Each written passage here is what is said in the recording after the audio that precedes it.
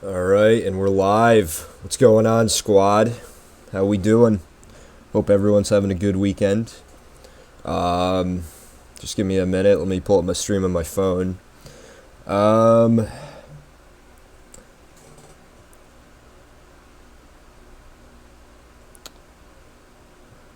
on.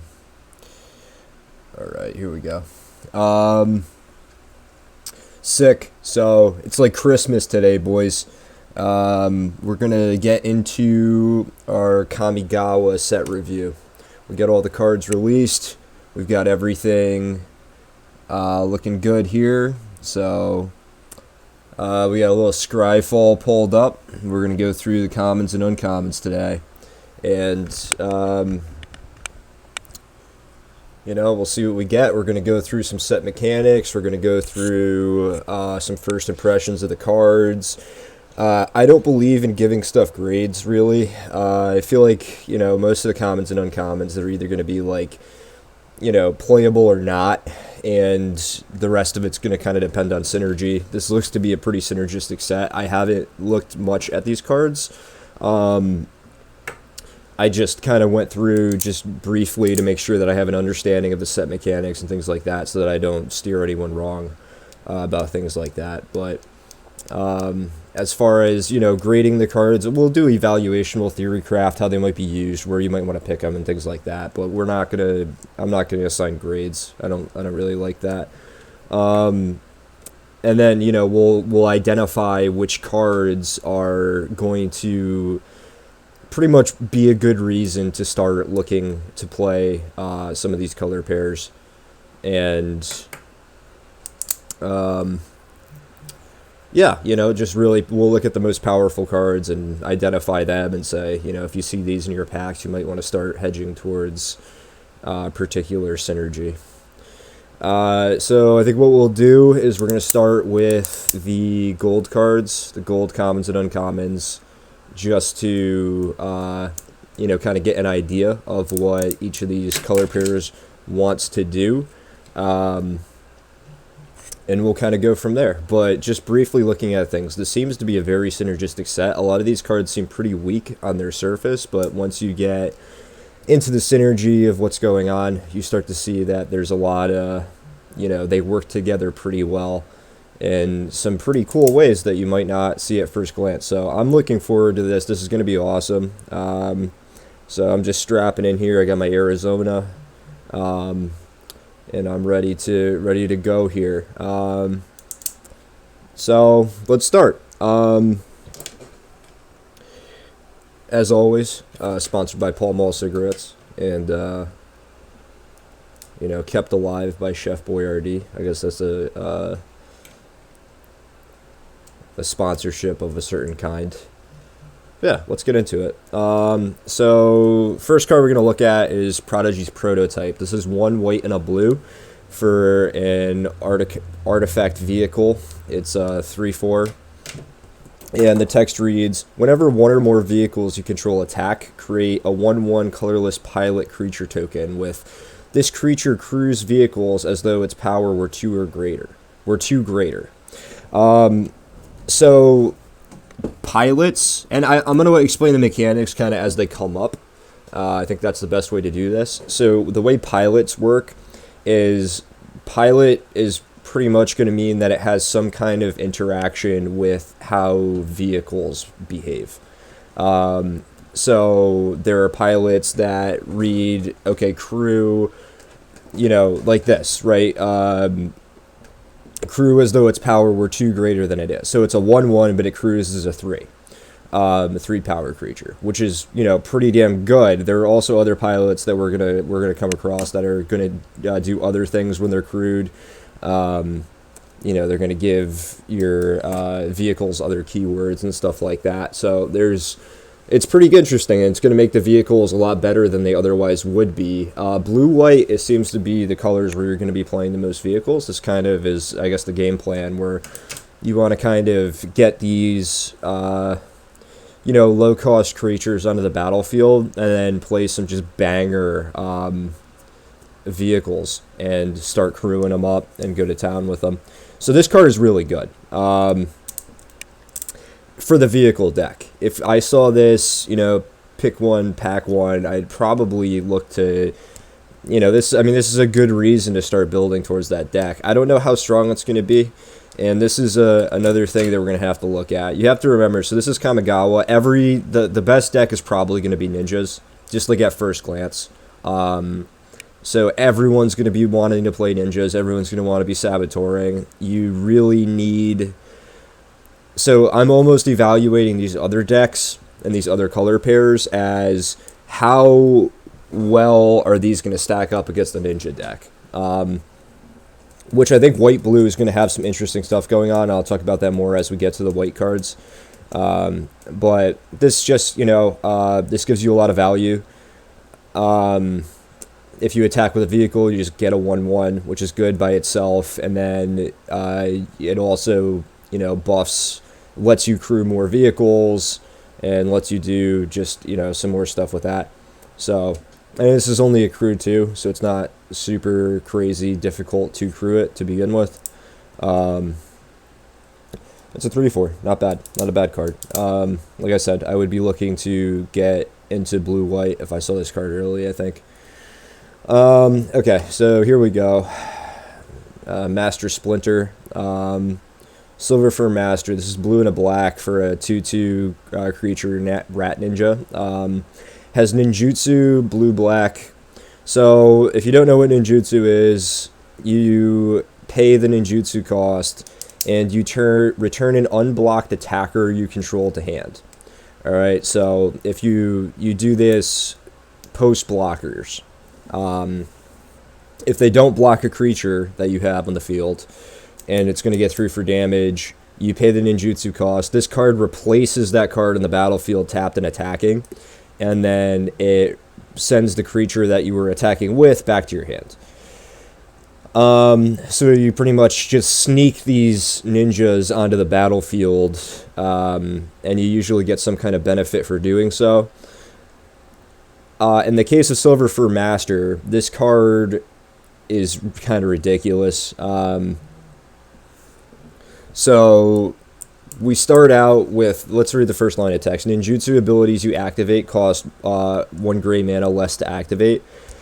So this makes all of your ninjas pretty much sneaking onto the battlefield cheaper. So that's a significant cost reduction. And then other ninja and rogue creatures you control get +1/+1. And there are a lot of them. So this is like the Lord of the Ninjas. This card is a fucking problem. Like, if you see this on the battlefield, this needs to go. And you don't even need to really ninjutsu it out to make it good. That's kind of just an extra bonus. But so interesting note here is ninjutsu is not, you're not casting the card. You're putting it onto the battlefield from your hand, so it's not, you can't like get countered in the same way that a creature card, just casting a creature, can get countered. So that can kind of get around that if you're worried about it. But or you can send something with an ETB back to your hand. There's some different applications for it, but this card's a problem. This is, this clearly just tells you everything you want to be doing in the blue-black deck, which is just sneaking things onto the battlefield and getting in there with your ninjas. And it's going to be a powerful deck, just at first glance. I mean, that's what the set's about. That's kind of like the trademark for this set. And this guy is going to let you do that a lot more effectively. So if you see this card, pick one, pack one, you're probably taking it and looking to play blue-black. Although, that could be, I imagine, at least in the first couple of weeks of the set, that's going to be a very contested archetype. But, the Saboteur thing, we'll get into all that as we go through the blue and black cards and all the ninjas, and we'll kind of see how that's going to play out. But very good card. Take it. Next up, we have Onical Anvil. This is black-red for an artifact at uncommon. Whenever one or more artifacts you control leave the battlefield during your turn, create a 1/1 colorless construct artifact creature token. This ability triggers only once each turn.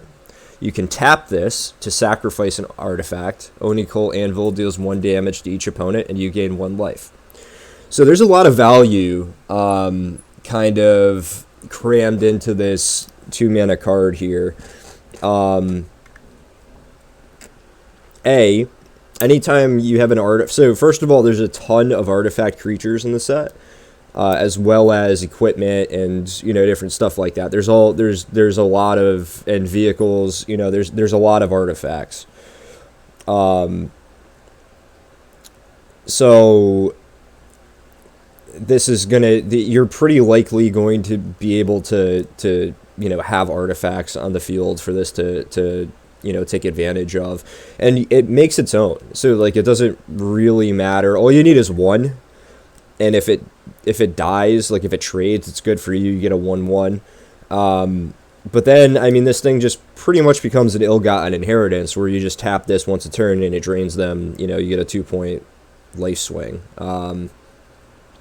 which is not phenomenal. But if this is you're at a board stall late game, this is gonna be a pretty threatening card. I mean, just every turn they're gonna lose a life, you're gonna gain a life. It's makes racing kind of annoying, and it just makes its own 1/1. So if you need to use that 1/1 to chump or whatever on the back end, you can totally do so. This is a good card for 2 mana.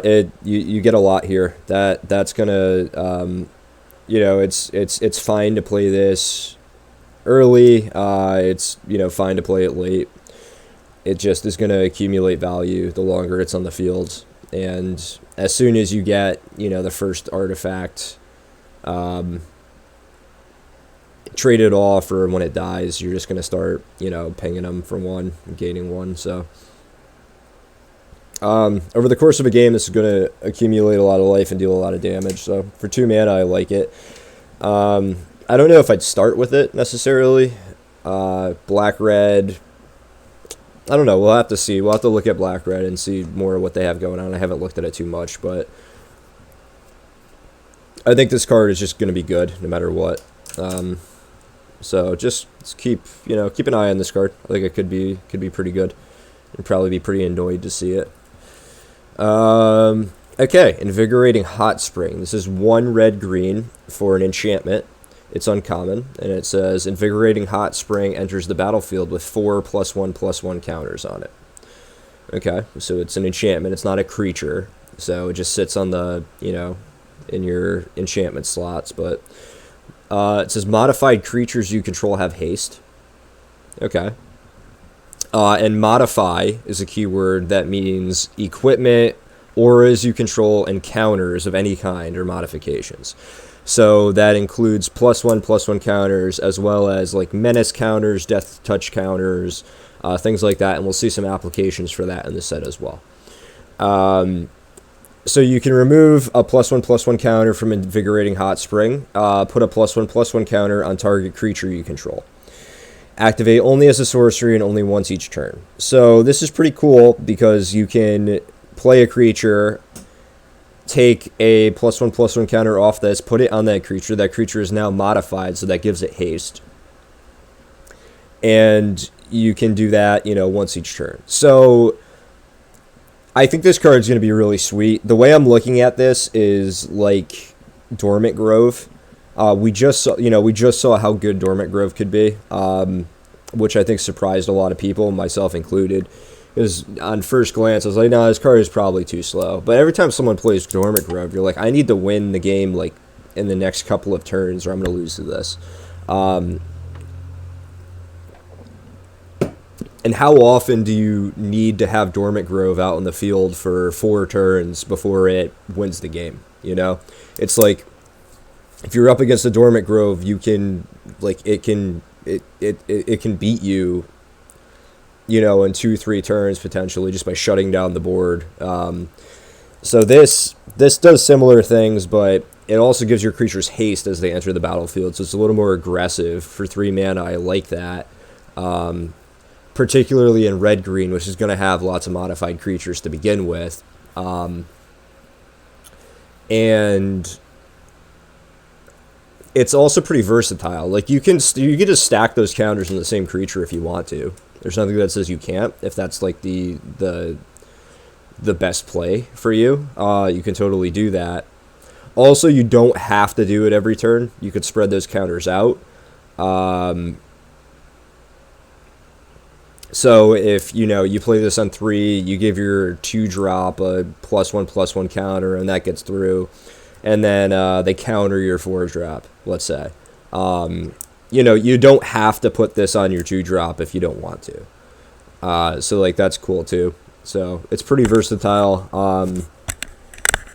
Or you can just put it on your 2-drop and make them huge. And, like, that can be a play that you do as well. But, I mean, I think the ideal situation for this is you play this, and then you just start playing creatures, modifying them. And you have to understand that there's, in these color pairs, there are other payoffs for modified creatures. So there's other things that count how many modified creatures you have, or care about modified creatures dying or getting through for damage, stuff like that. So the more modified creatures you have on the battlefield is generally going to be better for you, just with the synergy of the set. So this lets you effectively create 4 modified creatures, like 4 unique modified creatures, which is pretty damn good. I think this card's going to be like pretty strong, and I'd look to take this early and try to build around it for sure. So keep an eye out. Invigorating Hot Spring, good card. Okay, Jukai Naturalist. This guy is me. He doesn't like the city. Alright, we have green and a white for a 2/2 enchantment creature, human monk. It's uncommon. It has lifelink, and enchantment spells you cast cost 1 gray mana less to cast. So this card's sweet. It's going to you're mostly going to play this for the gray mana ability, right? Like you want this card in the battlefield so that your enchantment spells cost 1 less to cast, because there's just so many goddamn enchantments in this set. It's like Theros. There's like that's just like a ton of value. If all your enchantment spells cost 1 less to cast, I would say like roughly 50% of all spells you cast are either going to be enchantments or artifacts. It looks like between all the cards here. So, and this counts for your enchantment creatures. This counts for sagas. This counts for removal enchantments and stuff like that. So this is all just all tons of value as long as this stays on the battlefield, which makes the lifelink aspect of it not that important to me, because I'm probably not going to be attacking or blocking with this if I can avoid it. Just because you don't want to get this eaten by a combat trick, like that's a pretty big beat. But at the same time, we're going to see in this set, there's going to be a lot of... Blue-black is going to be very annoying, because you need to block them. You can't just like let them go off with ninjutsu stuff. So the early like blue-black creatures, they do need to be blocked, like pretty much at all cost, if you hope to stand a chance. So, it is helpful that you gain 2, like that changes the racing math and stuff. This is just overall a really good card. You're gonna find this card to be very strong, I think. If it sticks around especially, but even if it trades off, at least you got your 2 life out of the deal. So, Jukai Naturalist, very good card. Very solid. Naomi, Pillar of Order. This is 3 white-black for a legendary creature, Human Advisor, 4/4. Whenever Naomi, Pillar of Order, enters the battlefield or attacks, if you control an artifact and an enchantment, create a 2/2 white samurai creature token with vigilance. I'm a little lower on this card than the other ones, just because 5 mana 4/4, that's okay. And it's going to make you're going to get 6 mana or 6 power and toughness worth of stats for 5 mana, which is good. That's a good deal, but this card really kind of relies on being able to attack. which I'm not necessarily convinced you're going to be able to do after turn 5 with just a 4/4. So I don't know how much additional value you're going to get out of this. Because if you swing in, like if you play this, get your 2/2 immediately. I think that I like that the part of the card that I think you're almost certainly going to get is that if you control an artifact or an enchantment. I don't think that's going to be hard to do at all by 5. I think you'll be able to manufacture a way to accomplish that by turn 5 most of the time. Then so you'll get your 2/2. If you play this just a 5 mana 4/4 that you don't get anything else from, that's kind of a disaster, and that will happen sometimes. So that, I mean, that's partially why I'm a little lower on it, but also I'm saying that you just, if you get the other 2/2 as well, like if you swing in with this and it trades, that's good. And then you have, you just leave these 2/2 Vigilant Samurais behind, and Samurai is a relevant key, creature type in the set. I just don't know. I don't think this is going to be quite as good as the other ones. You already have the setup cost, and then what you're getting isn't amazing, and they're gonna double block by turn 5. They're gonna just put their 2/2s in front of this. It also just might not be able to get through at all. There are some big creatures in the set and big vehicles, so if they crew on their turn or whatever, there's always that threat. So I don't know. I'm not particularly high on this. I think it's a good card if you're already black-white and you need you have enchantments and artifacts, like critical mass of those, and you want a card to play. This will definitely make the deck. It's a strong 5-drop, but it's just, I'm not quite as high. I'm not seeing this pack one pick one and saying, oh, I can't wait to play white-black. So just keep that in mind, but it's a good enough card, I think. Next one. This card's cool. Enthusiastic Mechanaut. This is blue-red for an artifact creature, Goblin Artificer. It's a 2/2 flyer, and it says artifact spells you cast cost 1 gray mana less to cast. So very similar to the monk, the green-white monk. This is pretty much just going to let you cast your artifact spells for 1 less if it sticks around. And also it's a 2/2 flyer. So this is going to get in a little better. I think this is actually a little bit better than the green-white card. You play out your equipment, your vehicles, whatever you have for 1 cheaper mana. And then also this is just getting in for 2 every turn until they play a reach creature. Which there are a lot of reach creatures. We'll talk about that when we get to them. But this will do its job. Just very solid, 2 mana, 2/2 flyer is already pretty good. And then, if it gets you some mana reduction passively, that's, you're pretty happy with that. So, strong card. I wouldn't necessarily take it first and want to play blue-red, but if you have to, you're not upset about it, I don't think. But let's keep going. Next one, we have Gloom Shrieker. This is 1 black-green for a 2/1 menace. Enchantment creature, Cat Beast. It's uncommon. Again, it has menace. And when it ETBs, return target permanent card from your graveyard to your hand. If Gloom Shrieker would die, exile it instead. So you can't do like some infinite loop nonsense with it. I don't know. This card's good, I guess. It's a 2-for-1. Green has a lot of an ability called Channel, which we'll talk about more when we get to it. But Channel is effectively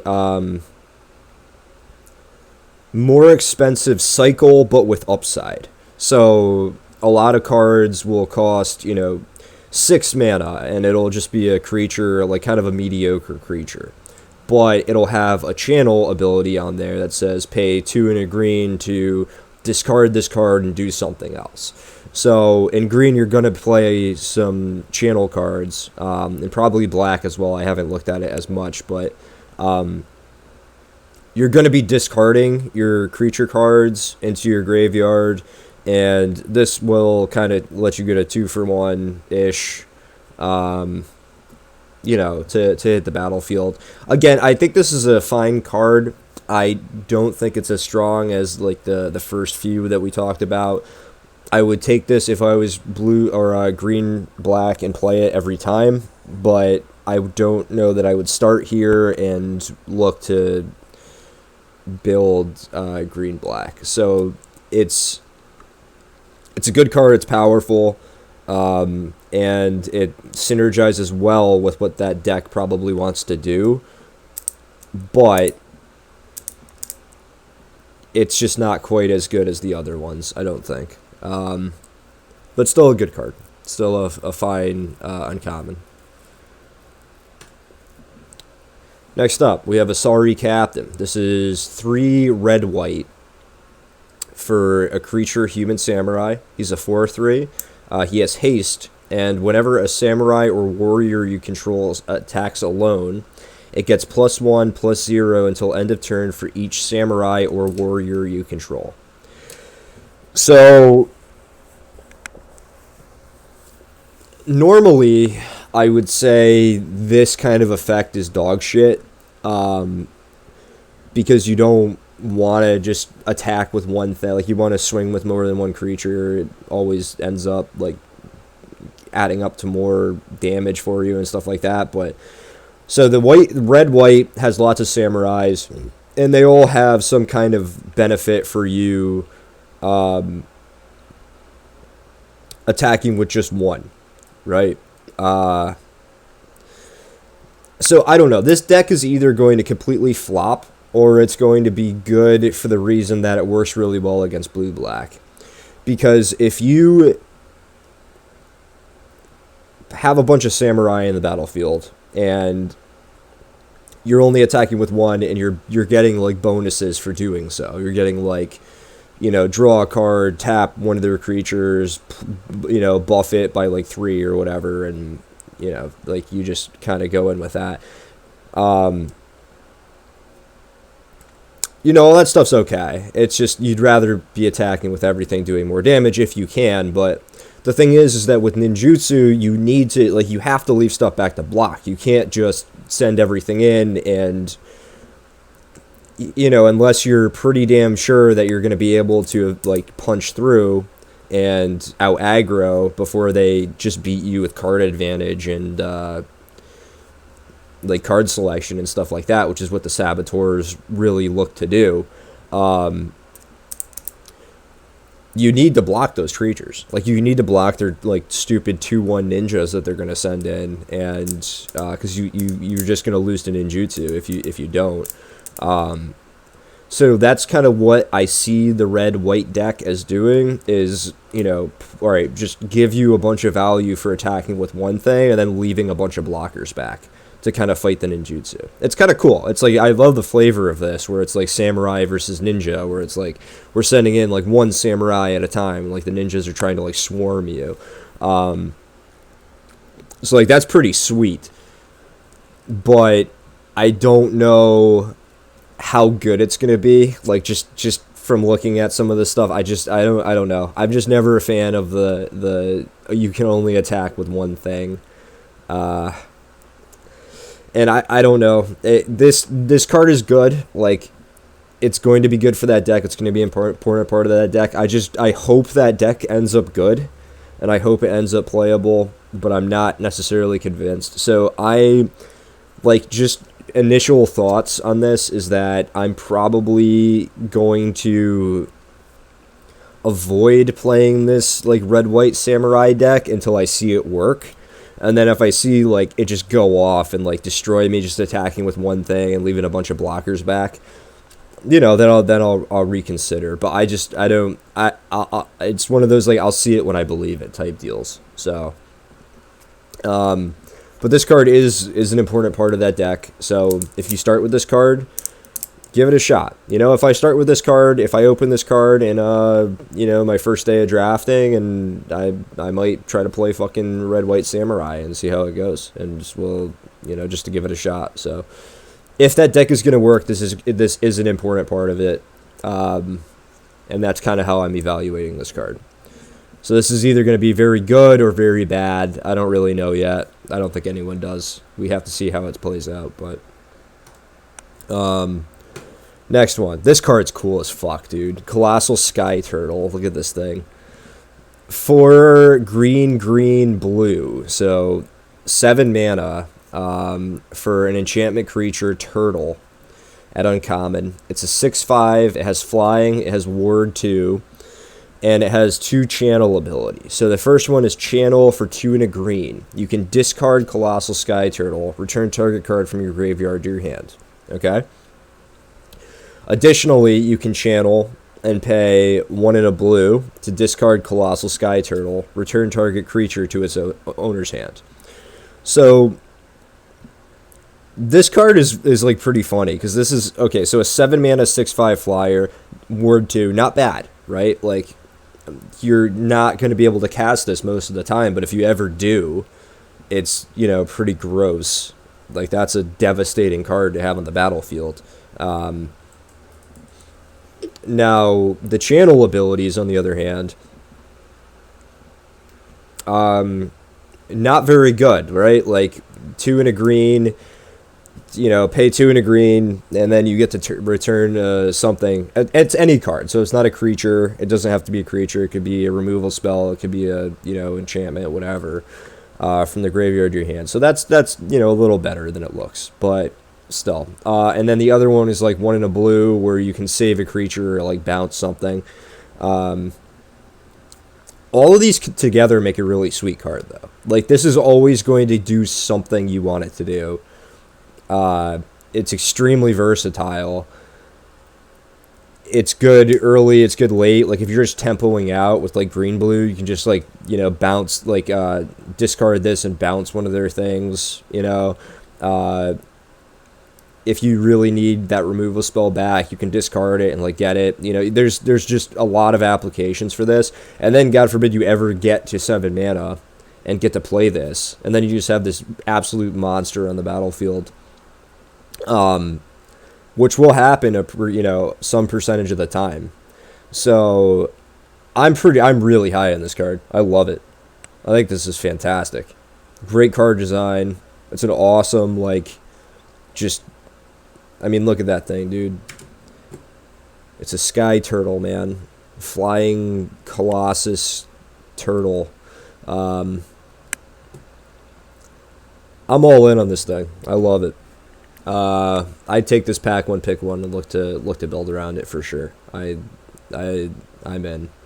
And we're gonna have lots of like channel stuff and some graveyard stuff going on with these in these colors. So we'll keep an eye on this, but big fan. This might be my favorite of the gold uncommons. I think it's between like that and Silver Fur Master that I think are the most powerful, I would say. If I were to rank these, I would say Colossal Sky Turtle is... I would say Silver Fur Master is number 1. Sky Turtle is number 2. Prototype is number 3. Then I think I like the Hot Spring. Then I like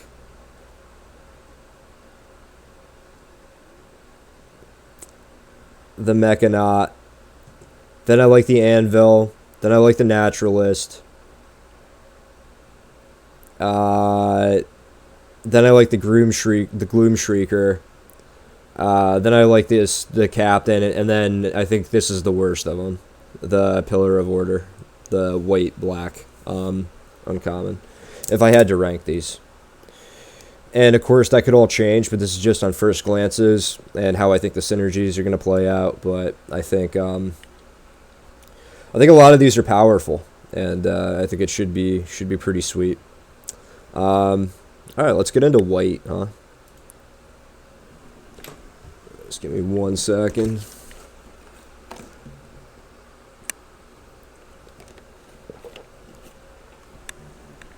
All right, sweet. So, first card in white, we have Hot Shot Mechanic. This is 1 white mana for an artifact creature, Fox Pilot. It's a 2/1. And Hotshot Mechanic crews vehicles as though its power were 2 greater. So this card is sick, actually. I think it's good that they made it uncommon, because this would be, I mean, this is a problem. And if so like the white-blue deck we were talking about wants to crew vehicles and stuff like that. This crews 4 as a 1-drop. Not only does it crew 4 as a 1-drop, but it's a 2/1 for 1 mana. Like, this thing's going to smack you twice, potentially, before you can do anything about it. Like, deal its damage, get all the value you could ask for out of a 1-drop, and then it's just going to crew 4. Like, it's going to single-handedly crew whatever vehicle you play. This card's awesome. I love this. Like, this is just an absolute just monster for 1 mana. Yeah, I'm in. Hotshot Mechanic is strong. Glad they made that uncommon. Alright, next up, we have Light the Way. This is an instant at common. It's 1 white mana. It says choose 1. Put a +1/+1 counter on target creature or vehicle. Untap it. Or return target permanent you control to its owner's hand. I don't know. I don't really think this is worth a card. We'll have to see if there are good applications, like if there's some really sick ETB stuff where you can bounce your own thing and then play it again and get a ton of value for 1 mana, then, perhaps that's pretty good. Then it is instant with the +1/+1 counter, so I guess it is like a,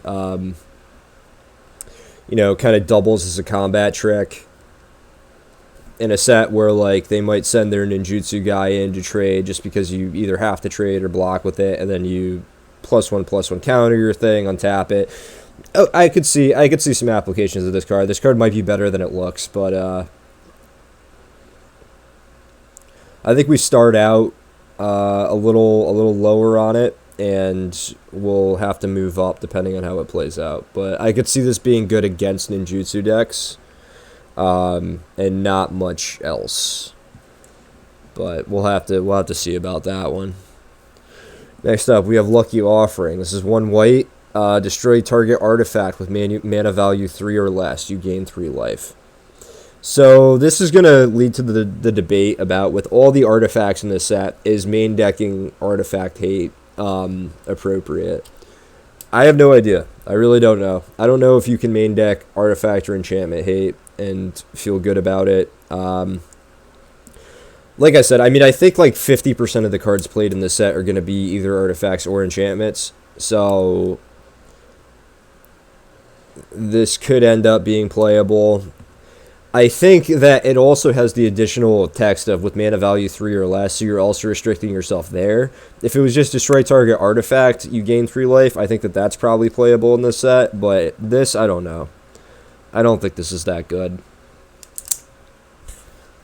I could be wrong. Like, again, this is just something that's going to be very hard to gauge until we see just how many artifacts are being played. Like, if you're playing against artifacts every game and they're always a problem, you always want to get rid of them, then absolutely play this card.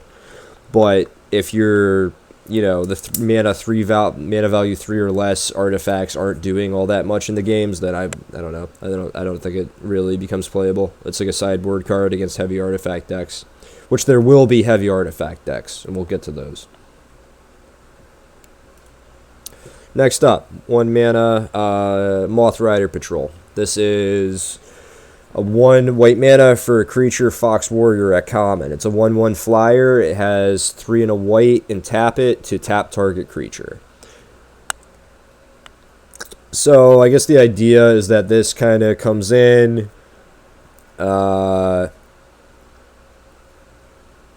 hits them for 1, a couple times in the air, and then when it stops being relevant, you start to tap with it for 4. A 4 mana tap is not, like, good, though.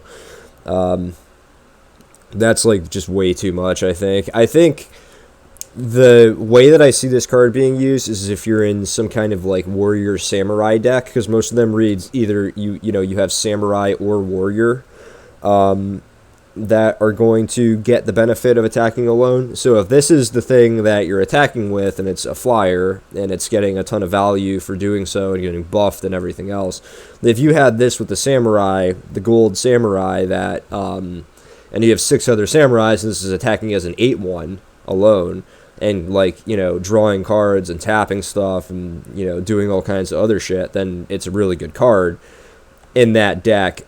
I don't know that most decks are going to want. I don't think any deck is going to want this apart from that. But that's the one application I could see for it. So I think avoid this to begin with, and if you have some kind of samurai warrior deck where you want one attacker, I mean, it's a cheap flyer, it can get through. But I don't think this like tap target creature for 4 mana thing is going to be relevant. I don't think this is playable outside of that. Like you wouldn't. Although there is tons of equipment. I guess we'll have to see. White does have equipment. This could also crew vehicles. Could be alright if your game plan is to like. But there are pilots that are better than this at doing that. Is the only thing. There's only crews for 1. So, I mean. We'll have to see. We'll have to see as we keep going. But just initial like thoughts is like probably not. This is probably not the card, but you never know. We'll see as we go. Next up, we have Regent's Authority. This is 1 white mana for an instant at common. Target creature gets +2/+2 until end of turn. If it's an enchantment creature or legendary creature, instead put a +1/+1 counter on it, and it gets +1/+1 until end of turn. So not a bad combat trick. You get +2/+2 for 1, and there are tons of enchantment creatures, so a lot of the time this is going to give them +1/+1 counter as well. Again, I'm looking at ways mostly that this combats the ninja deck, which this definitely does a pretty good job of. Like if they're swinging into you and thinking they're going to get through, and then they get combat tricked. There's going to be a lot of combat tricks in the set, guys. It's going to be really fucking annoying. Like, you're gonna have combat tricks versus combat tricks a lot of the time. So just be aware of that. Because it's, this is a set that has saboteurs in it. So we're just, by nature of that, are going to have some of this stuff going on. I would say... Overall, okay card, okay combat trick. It's on rate, like, looks okay. Sometimes you get some extra value out of it, and you'll feel good about that. Playable, not, like, fantastic. Next up, Ancestral Katana. This is 1 and a white for an artifact equipment. It's a common. It says, whenever a samurai or warrior you control attacks alone, you may pay 1 gray. When you do, attach Ancestral Katana to it.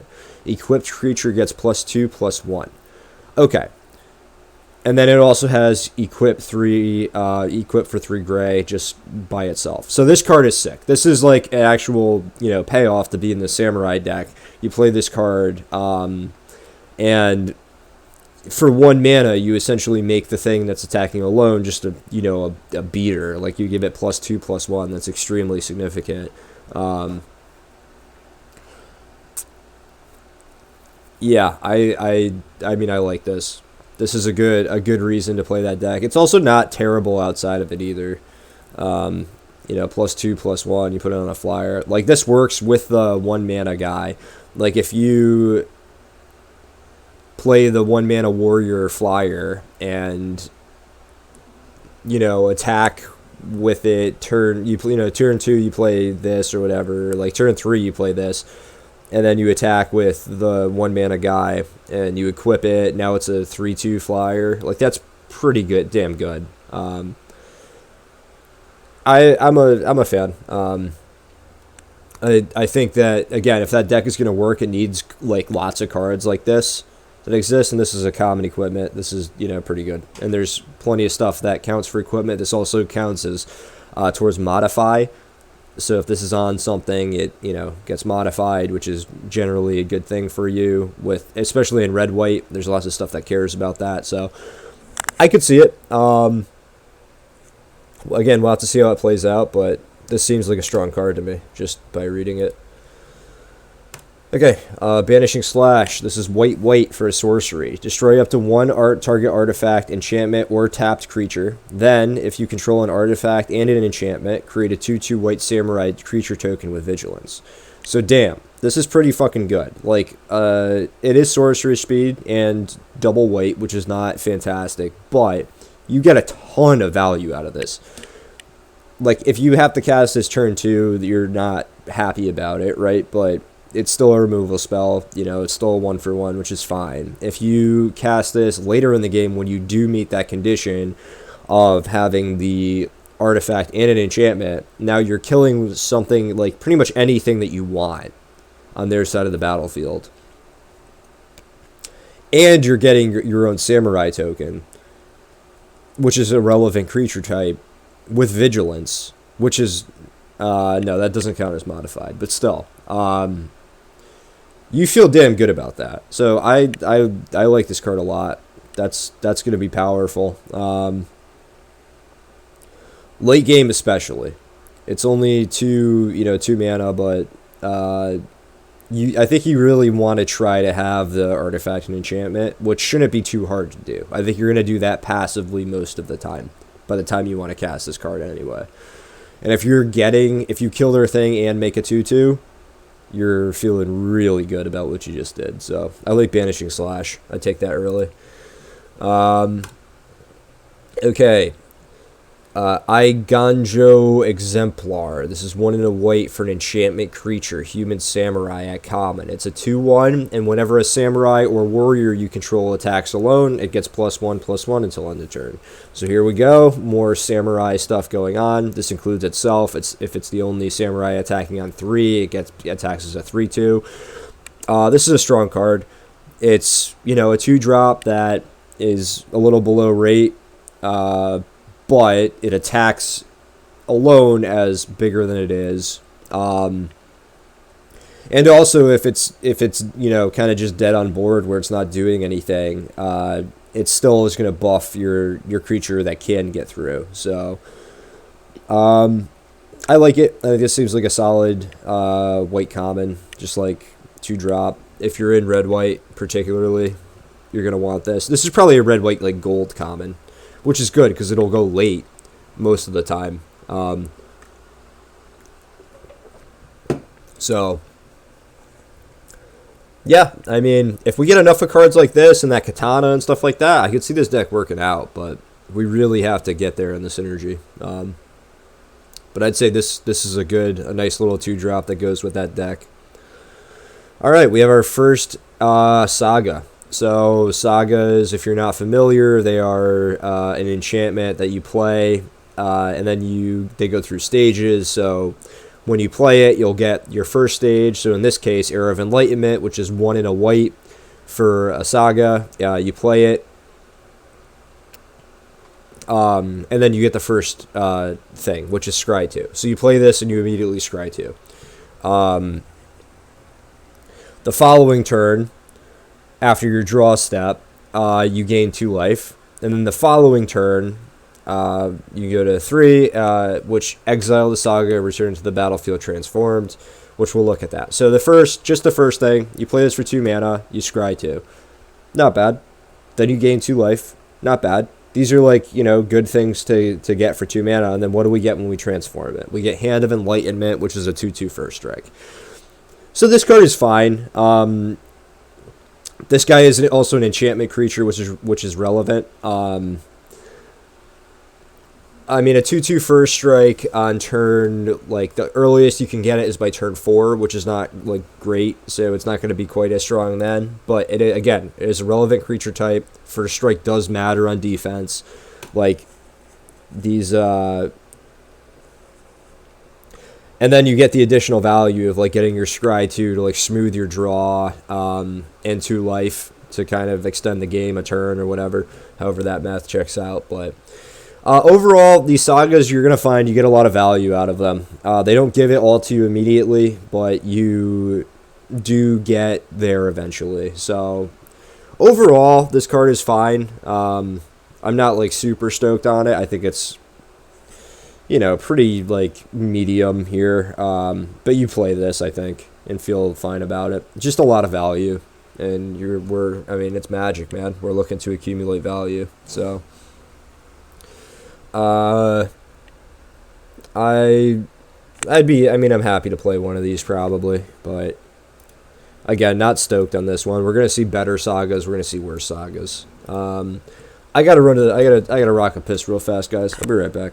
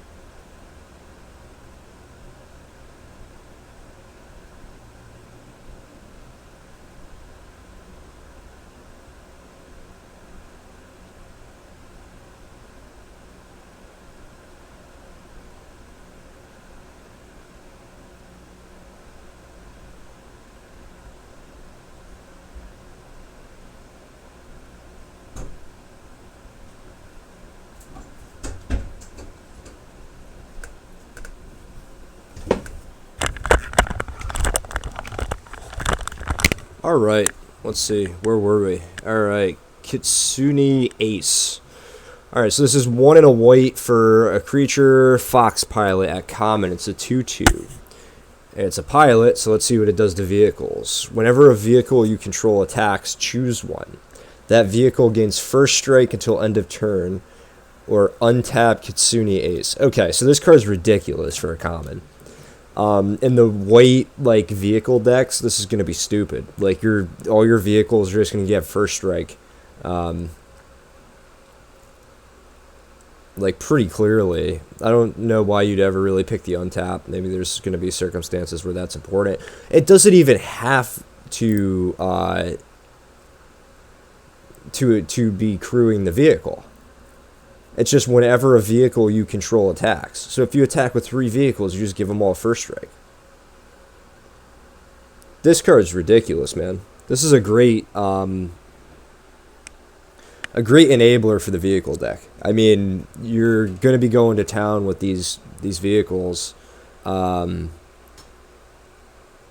could also untap it to crew another vehicle, I guess, on like the opponent's turn if you wanted to.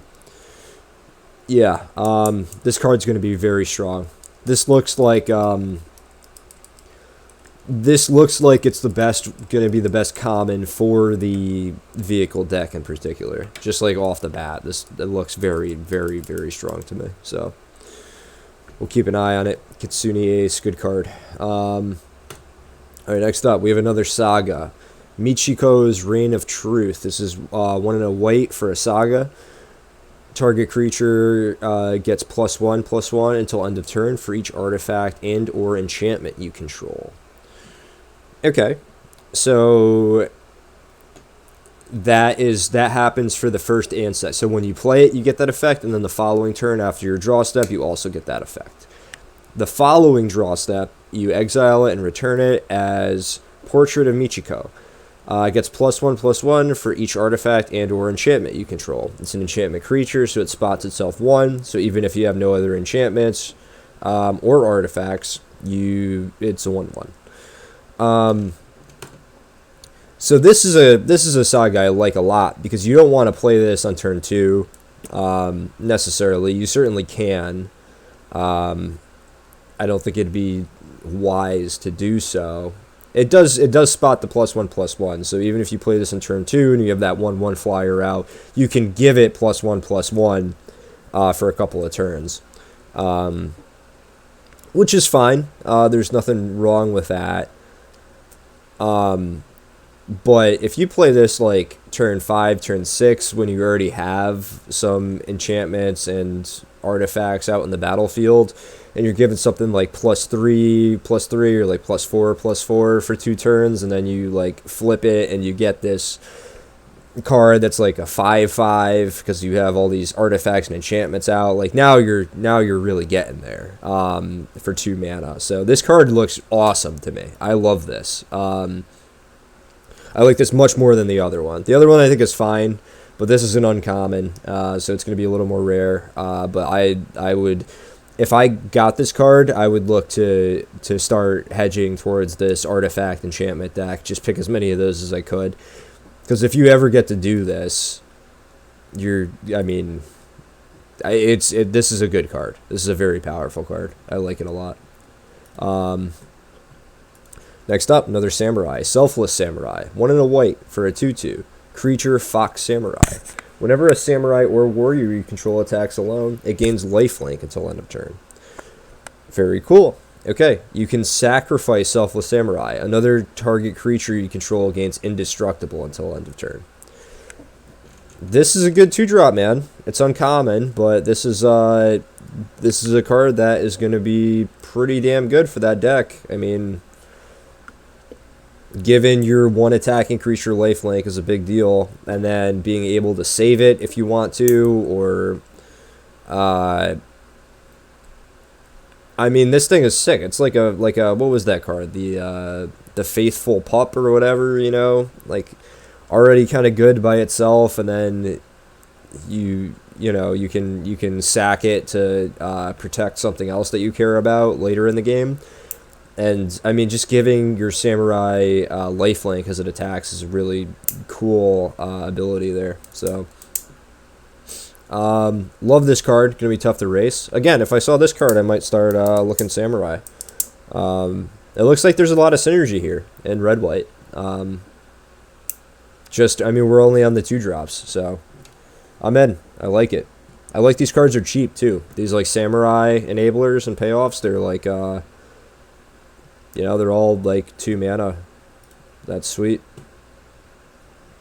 Next up, Spirited Companion. 1 and a white for an enchantment creature, dog. It's a 1/1. It's common. It says when Spirited Companion enters the battlefield, draw a card. Nice. A lot going on in this card. A lot more than meets the eye. 2 mana 1/1. Draw a card. Fine. Also, this is an enchantment creature, which is relevant. And also, you can crew with it if you want to. Also, this blocks those dumb 2/1 ninjas that they're going to be attacking you with. This card is fantastic. I love it. There's, like, there's going to be a lot more applications for this card than meets the eye. Again, this looks like just a very solid common to me. Like, I would play this in white decks. I think it's just always going to be good. This is so versatile. I think this is going to be one of the earlier picked white cards because it's so versatile. Like, this is going to go in the deck that likes... This is going to go in, like, green-white, which likes enchantments. It's going to go in... any kind of crew deck that, like, wants to just, like, get stuff on the board to start crewing stuff. Also, it's just solid, man. 2/1, 1/1 that draws a card is fine by itself, so I like it. Spirited Companion. Cool card, nice art. Dog. The Wanderer. Cool. Wanderer's Intervention. 1 and a white for instant at common. Wanderer's Intervention deals 4 damage to target attacking or blocking creature. These cards are always fine. 4 seems a little low. Usually it's 5. But there's not much to be said here. Usually this card's good to, like, mediocre, which I'm sure it will be here. Maybe a little better with, because there's going to be so much aggression coming out of the ninja decks. And 4 damage should be able to kill pretty much any ninja. Also, you can kind of bait them into ninjutsuing and then cast this on their ninjutsu'd in creature, which could be good. because it like you kind of tempo them too. Yeah, there's some tools here. I like it. Not like crazy high on it, but this could be a decent enough spell for what you want it to do. So not bad. Welcome back, the Wanderer. Okay, next up, Blade Blizzard Kitsune. This is 2 and a white for a creature, Fox Ninja. It's uncommon, it's a 2/2. Has ninjutsu for 3 and a white. And it has double strike. Interesting.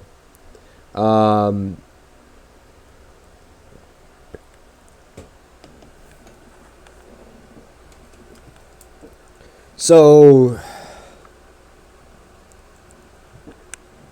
it's a good enough card. It's not a samurai. This would be sweet if it was a samurai and you could swing with this and like give it +5, +0, and double strike and have it have lifelink and shit. But it's a ninja, you know. So can ninjutsu it in. I don't know. I don't know about ninjas in white. I don't know how good this card is gonna be. Seems okay. Like double strike's good enough, but 2/2 stats isn't great on it. I think I'm going to start lower on this card than I maybe should be, but I'm not like super excited about this. It doesn't like do any of the synergy stuff they really want it to. It's not in the right colors for the ninja deck. Double strike's a fantastic keyword, but it's a little less good on a 2/2, and there's like no way to. This isn't like the aura. This isn't like Twin Blade Geist or whatever from Innistrad, where it dies and then you put it on your 5/5 or whatever, you know. So, a little lower here than I should be, but we'll see how it plays out. Oh, Born to Drive. I was looking at this card earlier. This thing's sweet. So this is an enchantment. It's 2 and a white enchantment aura.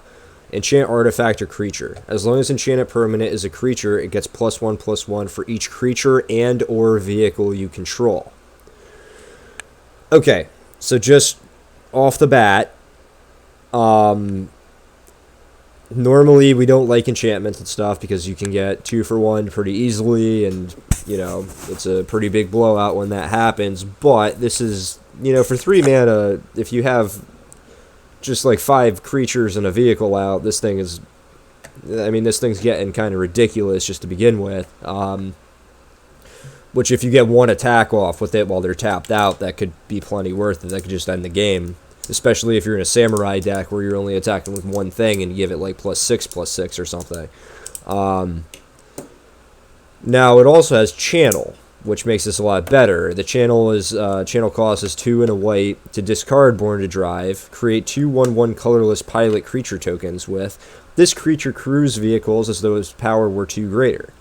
So this card's kind of awesome because both modes are going to be good. If you suspect that you can't get through, like your creature isn't going to survive if you put it on, fuck it. You discard it, you make 2 1/1 pilots, and they start crewing your vehicles.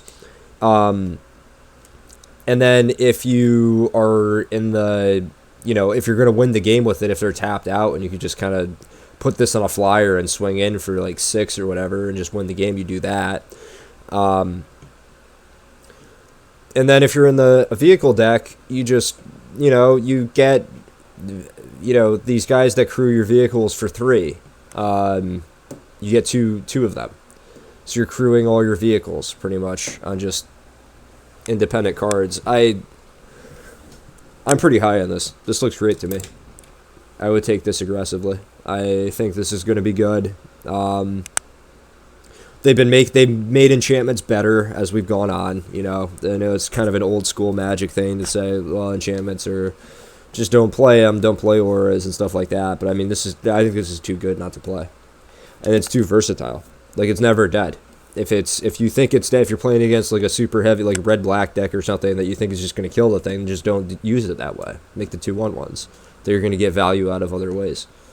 You're in white, you're probably playing vehicles, so. Yeah, I love this card. Dragonfly Suit. Here's a vehicle. 2 and a white for an artifact vehicle. It's a 3/2. It has flying and crew 1. You see, this is where you know, the pup, like the 2 mana 1/1 draw a card enchantment creature. This is where that shit starts to pay off heavily. Like you have this 3 mana 3/2 flyer that you crew for 1. That card just turns into that, draws you a card, hits him for 1. Then you play this and it starts crewing, and now you're hitting him for 3 in the air. This is a good equipment. This is a good vehicle. Like this is pretty much just what I'd ask for. It also like synergizes well with all your vehicle synergy that you're gonna have in white, blue, and stuff like that. So, big fan. Light Dragonfly suit. The crew 1 is very important. That makes it so that any of your, you know, stupid 1-drops or whatever can have some value later. And it's common, so you see a lot of these, for better or worse. Golden-tailed Disciple. This is a 2 and a white for an enchantment creature, Fox Monk. It has lifelink. It's a 2/3. I mean, fine. A little below rate. This is worse, Kindly Ancestor, I guess, but it is an enchantment creature, which is, if you really care about enchantment creatures, you'll play it. But that's going to be up to, you're not picking this early, right? Like, you're picking this when you know that you care about enchantment creatures and you want more of them. So that's up to you to determine when that is. But, you know, just kind of identifying, hey, I need more enchantment creatures. This is a good one, certainly. But, you know, you're not putting this in like a samurai deck or something and expecting it to do much work for you. But, you know, not a bad card on rate. Imperial Recovery Unit. This is 2 and a white for a 3/4 artifact vehicle at uncommon.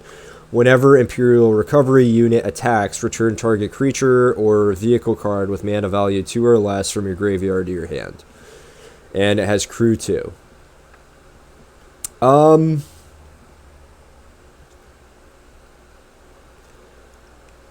Yeah, I mean it's definitely good. You know, a 3/4 can attack a lot of the time. Mana value 2 or less. I don't know how many of those creatures you're gonna have in the vehicle deck. Probably a lot. I mean, if they just kill all your stuff that can crew, then you start bringing that back and start crewing again. That's kind of a beat. I don't know. I don't think this is as good as the Dragonfly suit, but this is a card you can play. I don't know. I don't expect the mana value 2 or less thing to come up all that often, but when it does, it's going to feel very good. So, you know, you get back your 1/1 wolf after it trades with a ninja, you play it, you draw another card, like you're just up a bunch, you know. So there's some play patterns that I could see with this that are going to be quite strong. Or if you like, you know, they killed your 1/1 because you put your I don't know, Saga on it that was giving it like, you know, +2/+2, and you were smacking them for 3 in the air for a couple turns. You know, there's just there are some things that this can do that are pretty good. So, and I mean, every Magic set for like the past year or two, we've gone lower and lower on the curve. So now, like, you know, we're pretty much at like a 1 mana curve start, which is pretty interesting. So this can definitely get some of those value creatures back for you. You know, it's decent enough. I would probably play it. Definitely play it in the vehicle deck. Outside of it, I don't think so. Okay, Imperial Subduer. This is 2 and a white for a creature. It's a human samurai. It's common. It's a 3/2. Whenever a samurai or warrior you control attacks alone, tap target creature you don't control. So this is another one of those enablers. For the samurai deck, you know, it's a 3/2 by itself, which is pretty good. Not really for 3 mana, but you know, again, this is a card. If you're in the samurai deck, you're gonna play this, and we're gonna see how that plays out. And if you're not in the samurai deck, you're not interested in it. So we will see how it works. But it's not bad. Like, tap one of their things, you know, tap a blocker that could kill it. I don't know. It's okay. This doesn't scream like amazing to me, but might be better than it looks. And Okay, Intercessor's Arrest. This is 2 and a white for an enchantment aura, enchant permanent. Enchanted permanent can't attack, block, or crew vehicles. Its activated abilities can't be activated unless they're mana abilities. So this is like, you know, your standard white removal aura. I like that they've been doing it so that you can like start to exile the stuff later as it goes on, so they can't just like get. I mean, it's not like there's exploit in the set. I think in this set there's actually less stuff that they can do with the card if it can't crew. It's kind of worthless. So I mean, it's white removal, right? Like it's fine. It's nothing special. It's below rate, but it's, you know, it'll do the job that you need it to do. You play this in your samurai deck, get a blocker out of the way, stop aggression. Like, this will do what you want it to do, I think, for the most part. Unless if I start to see a lot of cards that can use just, you know, dormant creatures in the battlefield, then I'll address that. But for now, I'm happy to say that this is like going to be a fine playable card. You should, you know, take it as white removal, which is rare. So. Okay, next up, we have Norika Yamazaki, the poet. This is 2 and a white for a legendary creature, human samurai. It's uncommon. She's a 3/2. She has vigilance. Whenever a samurai or warrior you control attacks alone, you may cast target enchantment card from your graveyard this turn. Okay, this is fantastic. This is a card that I'm talking about. Like, you could put your Saga back on the battlefield. Yeah, this is a good reason to be in Samurai. I'm starting to come around on this already, actually. Like, there's just so many of these cards at common and uncommon that are like, just make your Samurai do really cool shit. Like, you can also, if they get rid of your what's it, Born to Ride or whatever, like if they get rid of Born to Drive, like if they get rid of this, like they remove that card, you can just cast this again. Yeah, I love it. Also, this has vigilance too, so you can attack with this, and, you know, potentially. Okay, I'm starting to come around on the Samurai deck. This could work. Like, if there's this much synergy, I'm starting to believe. Let's see what we got next. The Fall of Lord Kanda. This is 2 and a white for a Saga. Exile target creature and opponent controls with mana value 4 or greater. Meh. Pretty situational. Number 2 is each player gains control of all permanents they control. Meh. That's pretty worthless. And then 3, exile this Saga, then return it to the battlefield transformed, and it transforms into Fragment of Kanda. This is an enchantment creature, human noble. It has defender, and when it's a 1/3, and when it dies, draw a card. Nah, I'm out. This is shit. Don't play this, I don't think. The first one is like fine rate, but too situational. Like, you would rarely play that card in like, if that was 2 mana, if it was 2 mana, destroy target creature with mana value 4 or greater, you would play that sometimes if you had no other removal. But in this circumstance, no. Like, 3 mana for that, that's really the only reason why you're playing this card. Eventually you get like a 1/3 that doesn't do anything for you. When it dies, draw a card. Like, you can't make it die. It's a defender. I don't know. I'm not in on this. I would say avoid this card if you can. That looks like a trap to me.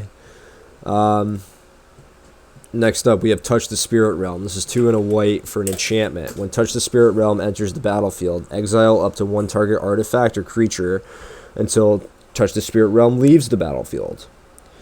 Okay, so that's really, you know, that's a good card. That's what's it, like the circle cards that always just come in and start exiling stuff, and they sit there. And the only thing that you're going to run into with this is that there is more enchantment hate in the set than there usually is, because everything's an enchantment or an artifact. So this will get picked off This is probably a little worse than it normally would be, just because of how much enchantment removal there's going to be main decked in the, just in matchmaking in Arena. So overall though, good enough good enough rate, but there's a channel ability too. Let's read that. So it's 1 and a white, discard, touch the spirit realm, exile target artifact or creature, return it to the battlefield under its owner's control at the beginning of the next end step. So you can save something or get an ETB out of it. That's not a very good channel ability though, I don't think. I think you're mostly looking to play this for 3 and kill their bomb that they have on the other side and hope that they can't destroy your enchantment. But it does count as an enchantment that you control, so that's relevant. So if you have cards that care about having enchantments or stuff like that, all that matters. Overall, it's a good card. Fine white removal. This is probably a little bit better than the other one that makes them unable to attack or block. So yeah, I mean, take it. It's good enough. Next up, Befriending the Moss. This is 3 and a white for a Saga. When you play it, you get target creature you control gets +1/+1 against flying until end of turn. You get that for the first 2 turns, so that's pretty sweet. And then on the 3rd turn, you get exile this Saga, return it to the battlefield transformed. It transforms into Imperial Moth, which is a 2/4 flyer, and that's it. Enchantment creature insect. It's Mothra. I like this. For 4 mana, I mean, it's not ideal, but it's good enough. I mean, I think on rate, this is good enough. You get, if you have something that's interesting, this also goes, pretty well with the Samurai deck. You attack with 1 Samurai and just go over the top of them and, get a bunch of value out of that for swinging with 1 thing. And it gets +1/+1. You can do it 2 turns in a row, so you get, 2 turns worth of value out of that. And then you bring it back and you have a 2/4 flyer. That can't be bad. I like this. For 4 mana, I think it's good enough. It's a common as well, so yeah, it's okay. Next up, we have our first Shrine. So Shrines are legendary enchantment creatures, and they combo off of each other pretty much. They get more powerful the more shrines you have. So most of the time, this is just going to be the 1 shrine. You're not often going to get to a point where you go off with 5 shrine. I don't think anyone's going to be playing shrine decks. I don't see that happening, but maybe in a crazy world it can. But yeah, all the shrines do something, and the effects get more powerful the more shrines you have on the battlefield. This is the best shrine, I think, just briefly looking at it, so we'll go over this. So Ghost Shintai of Shared Purpose. It's 3 and a white for a legendary enchantment creature Shrine. It's uncommon. It's a 1/3. It has Vigilance, and at the beginning of your end step, you may pay 1 gray. If you do, create a 1/1 colorless Shrine Spirit creature token for each shrine you control. So already, this card is great. 4 mana card that every turn just makes you a 1/1 is awesome. It also has Vigilance, which, if that ever becomes relevant, very, very strong card. And then, if you ever have more than 1 shrine in the battlefield at the same time, this starts to get ridiculous. Now you're making 2 for 1 mana. You're making 2 1/1s on every end step. This gets out of control extremely quickly. So always take this card, always play it, and I think you're going to be pretty happy with that. 4 mana for a 1/3 that just, as long as it sticks around, is making you, it's just like an engine. I would be pretty happy to play this, I think. Next up, Repel the Vile. This is 3 and a white for an instant at common. Choose 1. Exile target creature with power 4 or greater, or exile target enchantment. This is probably playable. It's not great because you're not really going up on Like for 4 mana to exile something with power 4 or greater, you're not like going up on mana. You're not like getting a steal out of it. This is just going to be a 1-for-1 pretty much anytime you use it, but it will always have a target. Like you're either going to get the enchantment or you're going to get a creature with power 4 or greater. Like the card design here is good enough that you would probably put this in a deck if you were lacking other white removal. I'd rather play like the exile card or probably even the other white removal spell we went over before this one. But if I had no removal in my white deck, I would play this and be fine with it. So, not strong, but it's fine. Next up, we have Seven-Tail Mentor. This is 3 and a white for a creature. It's a Fox Samurai. Whenever Seven-Tail Mentor enters the battlefield or dies, put a +1/+1 counter on target creature or vehicle you control. This card's pretty good. I mean, it's a Samurai, relevant creature type. It's a 2/3. You can put it on itself so it can enter the battlefield as a 3/4, and then when it dies, it puts a counter on something else. If you're going in with vehicles, you can put your counter on the vehicle instead.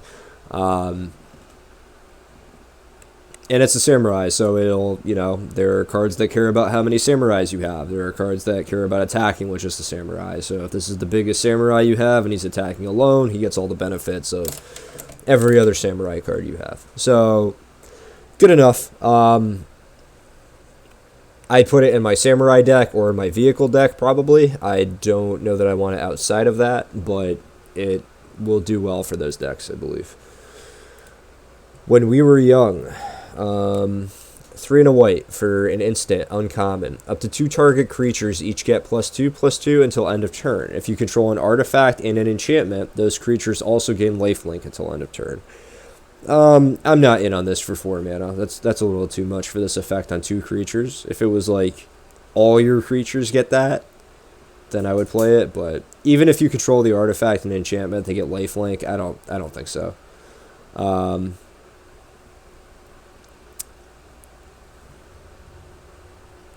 Yeah, I don't think so. I'm not in.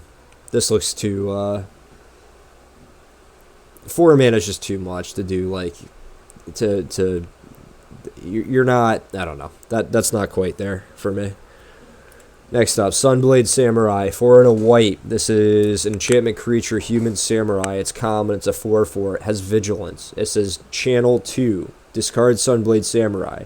Search your library for a basic plains card, reveal it, put it into your hand, then shuffle. You gain 2 life. Fantastic. Love this card.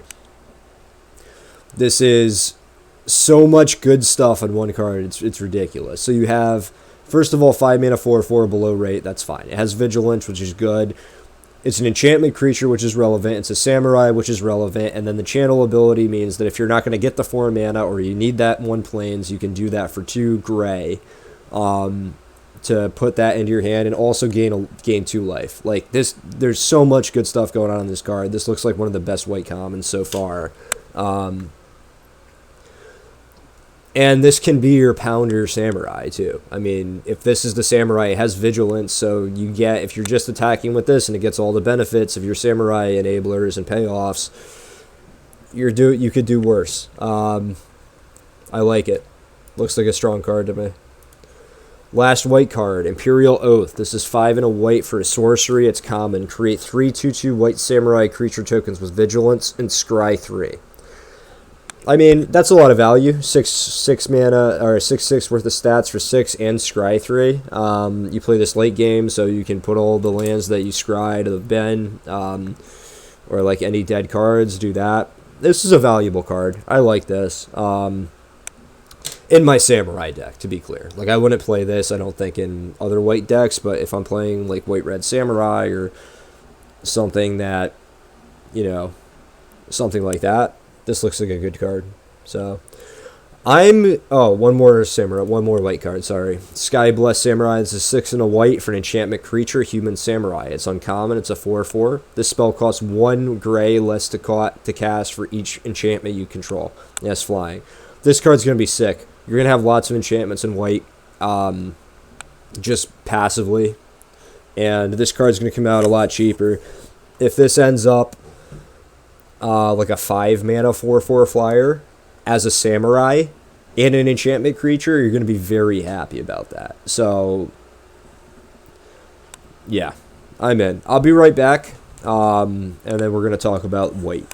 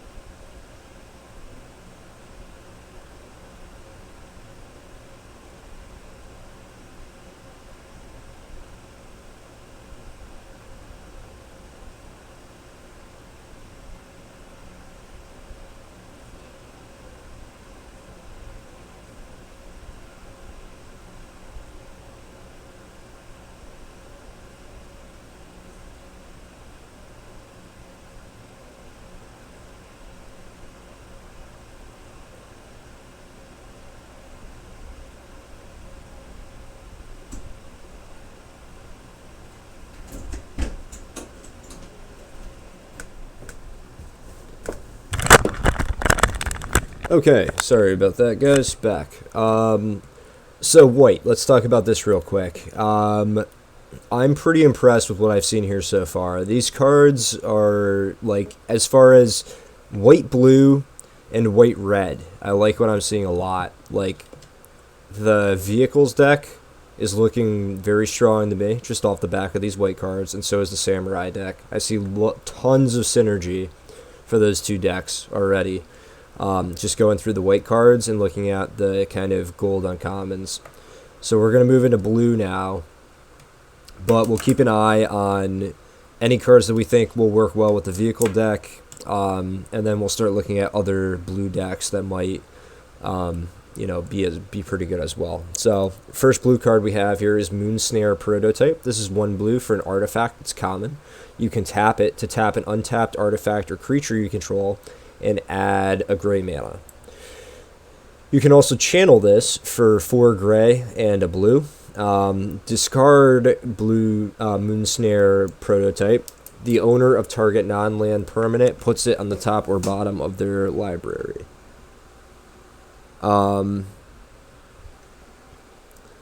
Okay.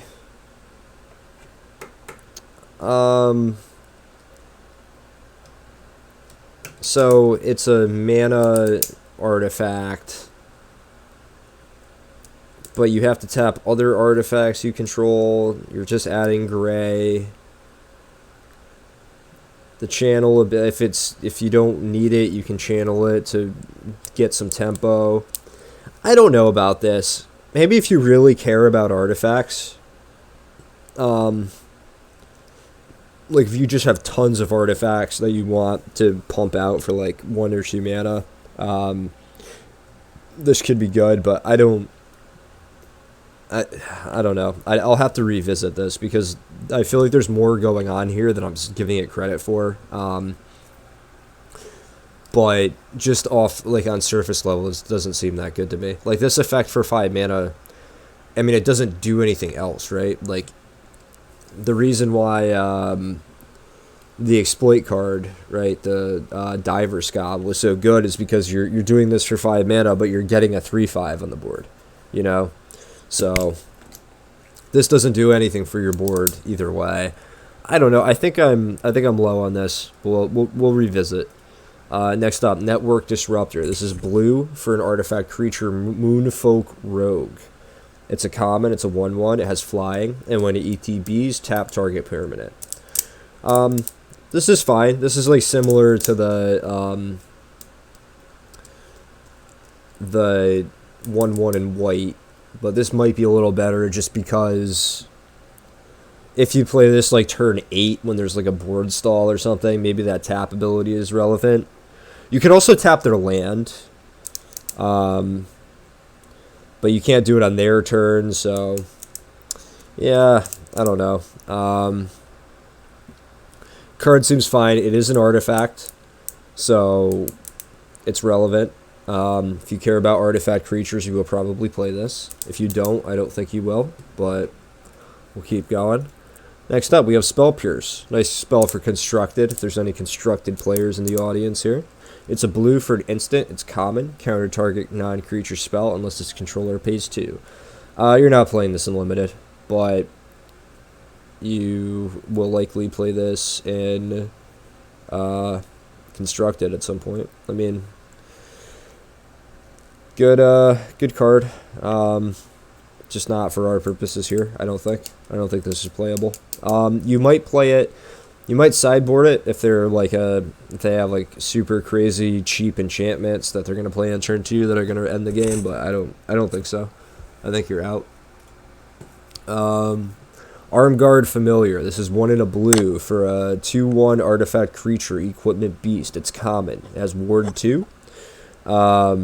Equipped creature get okay. So here's our first instance of reconfigure. So the way reconfigure works is you play a creature. So in this case, it's this 2/1, right? It acts as a 2/1. It has ward 2, has just everything there. But you can pay 4 gray to turn this into an equipment and strap it on one of your creatures. So, and the equipped creature gets the +2/+1, which is the stats of this equipment creature. And it also gets the ward 2. So these things are awesome because what they are effectively is when you play them, they are just the creature. So this comes down as a 2-mana 2/1, which is with ward 2, which is fine. And then as soon as that card becomes irrelevant on the board, you just strap this on a flyer or you strap this on a vehicle or whatever and make it just a beast. Or yeah. So big fan of these artifact equipment cards here that you can reconfigure. That's a very powerful keyword. I think it's going to have huge effects on the set. There's a lot of synergy that we'll get to, especially once we get to red. You'll see a lot of this going on. So this card's going to be good.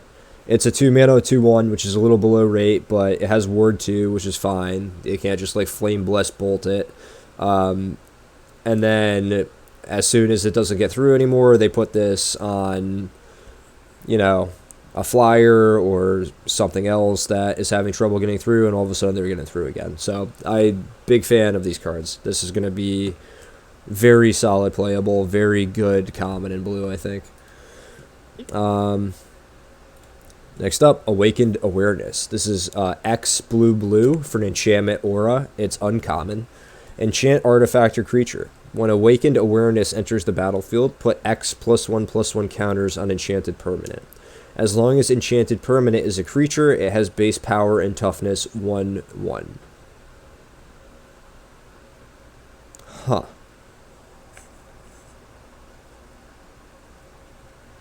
So the idea is that you cast this for blue and you make their 5/5 into a 1/1. Or you cast this for 4 blue and you make your 2/2 into a 4/4 or 5/5, I guess. I think I'm out. I'm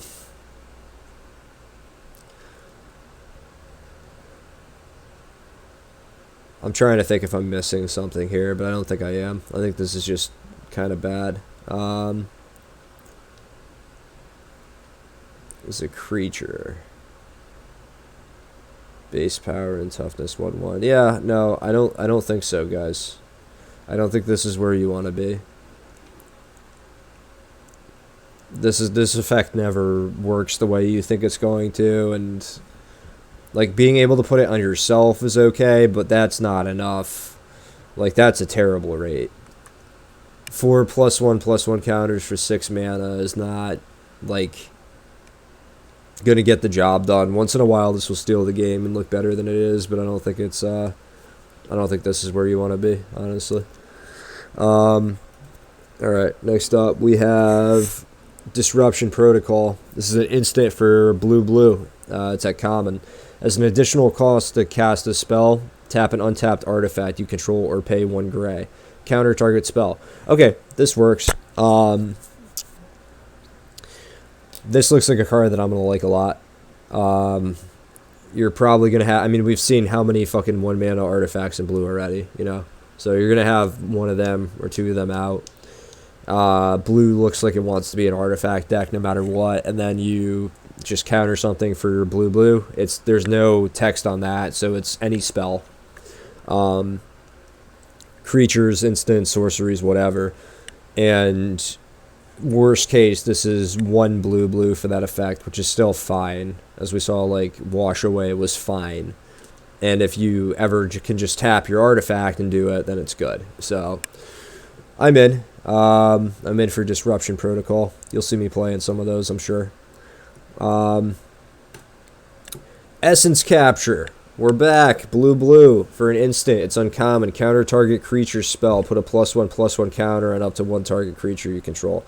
Yeah, this will work. You know, this card always does what it's supposed to do.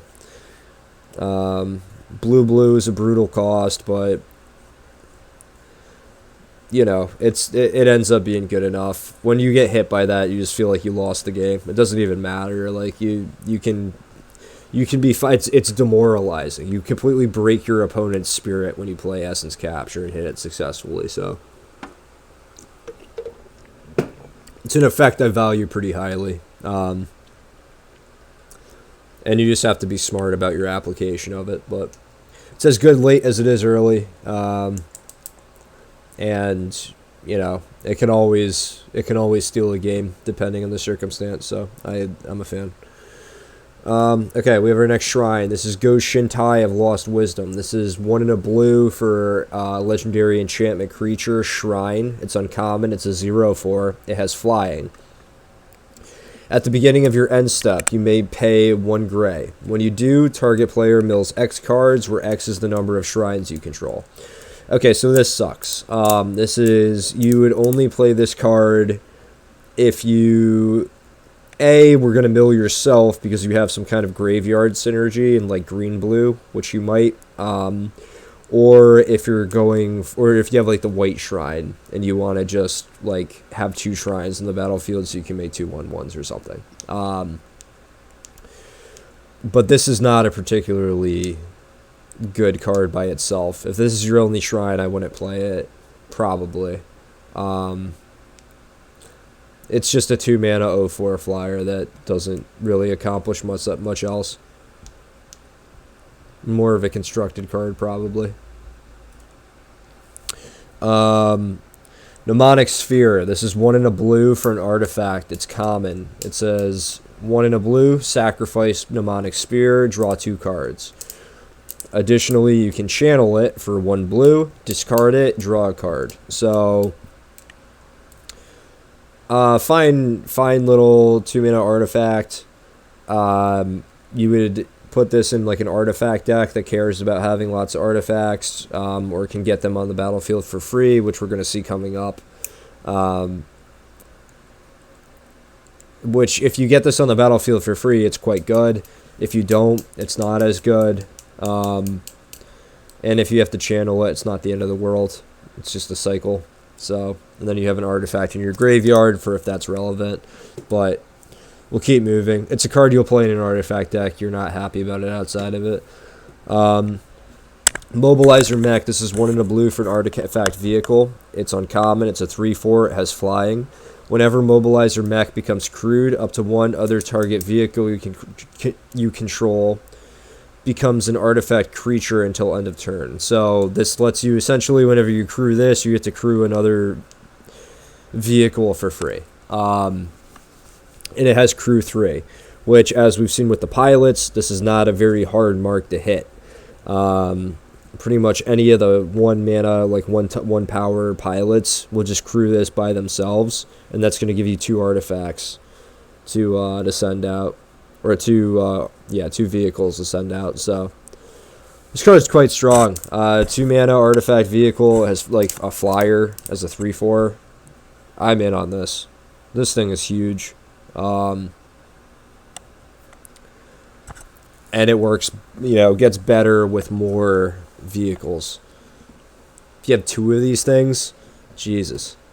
Yeah, I mean, we're going to see these in the vehicle decks. I'm telling you. Get ready for them. Next up, Moon Circuit Hacker. This is 1 in a blue for an enchantment creature, human ninja. It's common. It's a 2/1. It has ninjutsu for blue. And whenever Moon Circuit Hacker deals combat damage to a player, you may draw a card. If you do, discard a card, unless Moon Circuit Hacker entered the battlefield this turn. So this is like, we're going to get into these cards, but this is one of the reasons why you just simply cannot let blue-black attack you with impunity and not block them. If they attack you with a 1-drop or a 2-drop, and they ninjutsu this out, they just get the first card for free, and then every subsequent time they attack you with this and it gets through, they get to loot. This is going to beat you very quickly. This card is ridiculous. Like you like this is one of the reasons, and this is not the only one that we're gonna see either. Like you figure this with the Lord and stuff. Like now it's attack you as like a 3/2. There's the ninjas are going to be hard to beat, but you've got to you just can't let this thing like go off. You can't let them go off. That's how you have to deal with the ninjutsu decks. You can't let them get unblocked attackers through. And if you successfully stop them from doing that, all of your creatures are probably going to be bigger than theirs. And if they're not generating massive card advantage with stuff like this, they're not going to be able to get through you quite as quickly, and that's how you kind of deal with that deck. But this thing unfortunately is just 1 mana to pretty much hit you for 2 and draw a card in a lot of circumstances. So you're gonna see a lot of these. Be ready. That's a very strong card. Planar Incision. This is 1 in a blue for an instant. It's common. Exile target artifact or creature, then return it to the battlefield under its owner's control with a +1/+1 counter on it. Nah, I'm out. So this is like Undying Malice, but it costs 2. Yeah, no, I'm out. I wasn't really in on Undying Malice in the first place, so I think, and that was even like when it dies, so like you can like trade and then get the effect. This seems worse than that. The only reason you would do this is to like reset. Nah, no. I'm out. Short Circuit, 1 in a blue. This is for an enchantment aura. It's common. Flash. Enchant artifact or creature. As long as enchanted permanent is a creature, it gets -3/-0 and loses flying. Nah. Sideboard card maybe if you really need enchantments and you really care about getting rid of one of their big flyers, but I'm not putting this on. I don't think I'm main decking this. No shot, right? Like 2 mana to give something. It can still block on the ground. Like I don't know. I don't think that is that relevant. You're gonna have to find better ways to get rid of flyers than this. The Modern Age. This is 1 in a blue for a saga. So steps 1 and 2 are to loot, and then step 3 is you transform it, and you get Vector Glider. This is a 2/3 flyer. So this is fine. You get 2 mana, you get a little bit of card selection, smooth out your hand, and then you just get like a 2/3 flyer out of the deal. I'm in on this. This works. It's a good card. It's an enchantment as well. So decent enough. Next up, Acquisition Octopus. This is an artifact creature, Equipment Octopus. What a fucking card, dude. It's uncommon. It's a 2/2. Whenever it or an equipped creature deals combat damage to a player, draw a card. It has Reconfigure for 2. So yeah, you play this on turn 3. If it gets through, sweet. If it doesn't, reconfigure it, put it on your flyer, go to town. Also, if they kill the creature that is has the equipment on it, the equipment doesn't disappear. It just goes back to being a creature. So this would just go back to being a 2/2 with text on it. So yeah, this card's strong. And red blue especially. I'm thinking about this and thinking about how good that could be. So reconfigure 2 is also a nice cheap cost. A lot of them are a lot more expensive. Like we saw, the +2/+1 was like 4 mana to reconfigure. This one you can play on 3 and just do this the next turn and start really getting in there, getting card advantage. So I like it. Next up, Covert Technician, 2 and a blue for a artifact creature, Human Ninja. It's uncommon. It's a 2/4. It has ninjutsu for 1 and a blue. Whenever Covert Technician deals combat damage to a player, you may put an artifact card with mana value less than or equal to that damage from your hand onto the battlefield. So imagine you ninjutsu this in for 2, you hit them for 2, and then you play the mana thing that the mnemonic sphere that then lets you sack this and draw 2 cards, and now you're really kind of going off. So yeah, that card's good. Again, all the ninjas are going to be good. Like, I think they figured out the saboteur thing in this set. They want to make it, clearly want to make it work, and this is going to be a good card. It's also a 2/4 at worst for 3 mana, which is good. Discover the Impossible, 2 and a blue, instant, uncommon. Look at the top 5 cards of your library. Exile one of them face down and put the rest on the bottom of your library in a random order. You may cast the exiled card without paying its mana cost if it's an instant spell with mana value 2 or less. If you don't, put that card in your hand.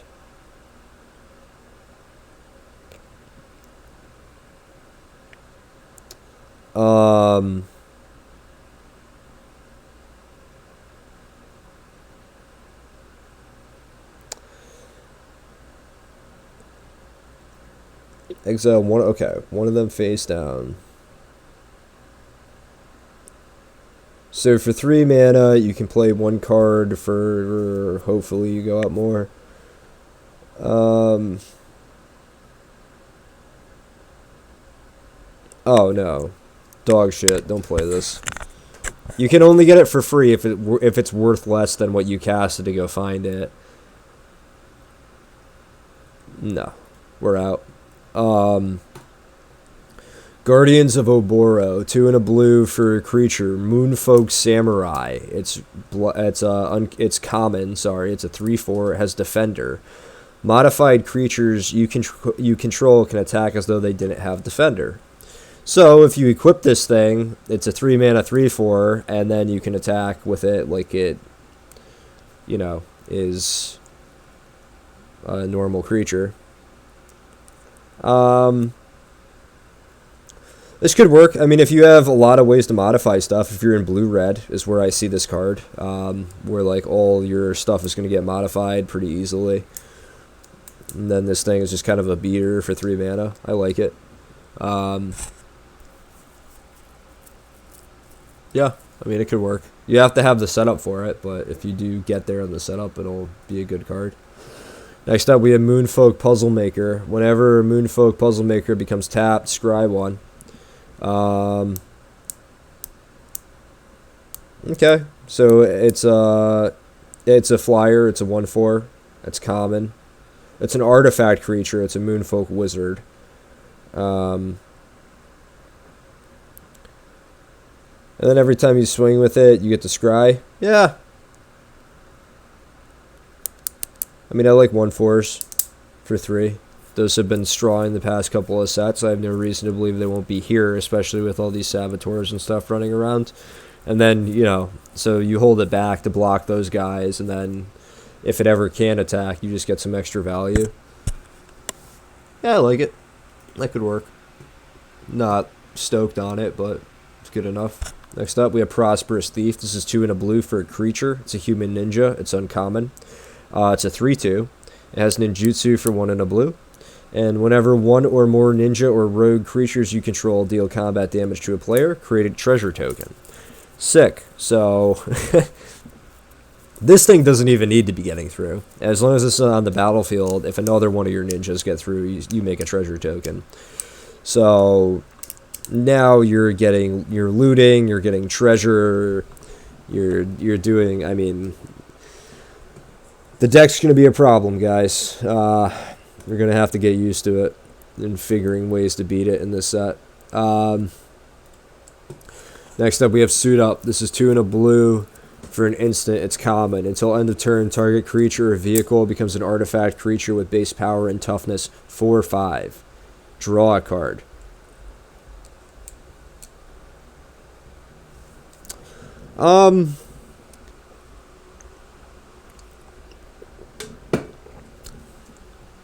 Probably not, right?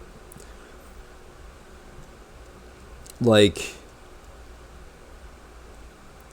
I guess if you're modified, you can get like a big battle cruise. No, I'm out. I don't like stuff like this. 3 mana is too much for this effect. I mean, we had Serpentine Ambush, which I never really played. That was like a 2 mana version of this. It didn't draw you a card, but I don't care as much about that. Yeah, no, I don't think so. I don't think there's like anything that really cares about instants and sorceries either. So there's no spells matter deck really. I think we're out on this. Thirst for Knowledge, 2 and a blue, instant, draw 3 cards, discard 2 unless you discard an artifact card. Interesting. So this is like Thirst for Discovery, but it's with an artifact, which is instead of a land, which is probably a lot worse.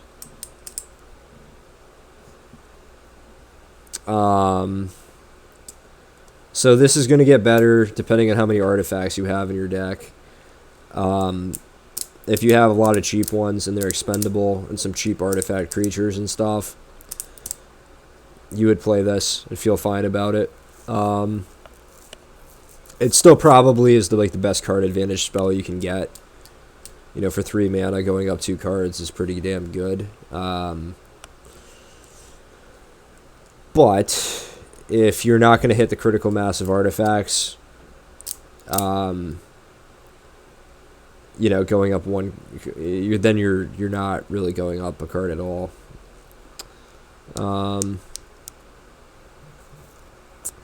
Yeah, I don't know.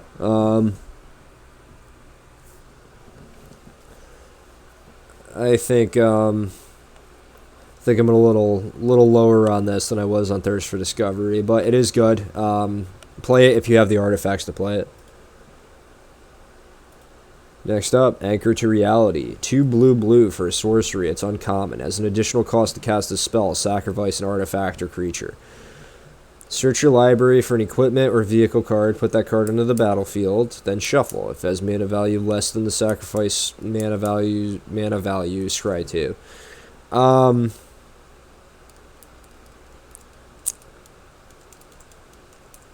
No.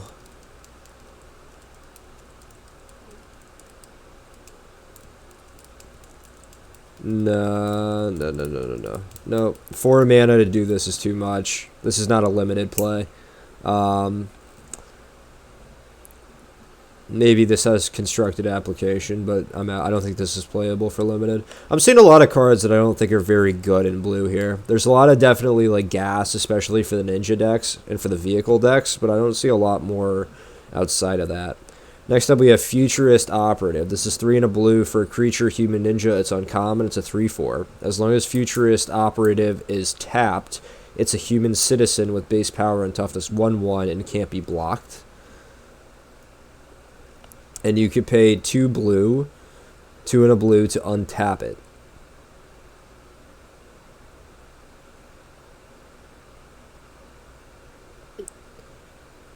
Okay, so this is kind of cool. So the idea here is that you swing with this. It taps because it's attacking. It becomes a 1/1. It can't be blocked. Then you pay 3 to untap it. It's a 3/4. If you want to use it that way, and hit him for 3. Or the more likely thing is that you attack with this. It's just an unblockable creature. It's a 1/1, and then you ninjutsu off of it. So that's the play kind of use with this card. This is going to be good. This enables your ninjutsu decks.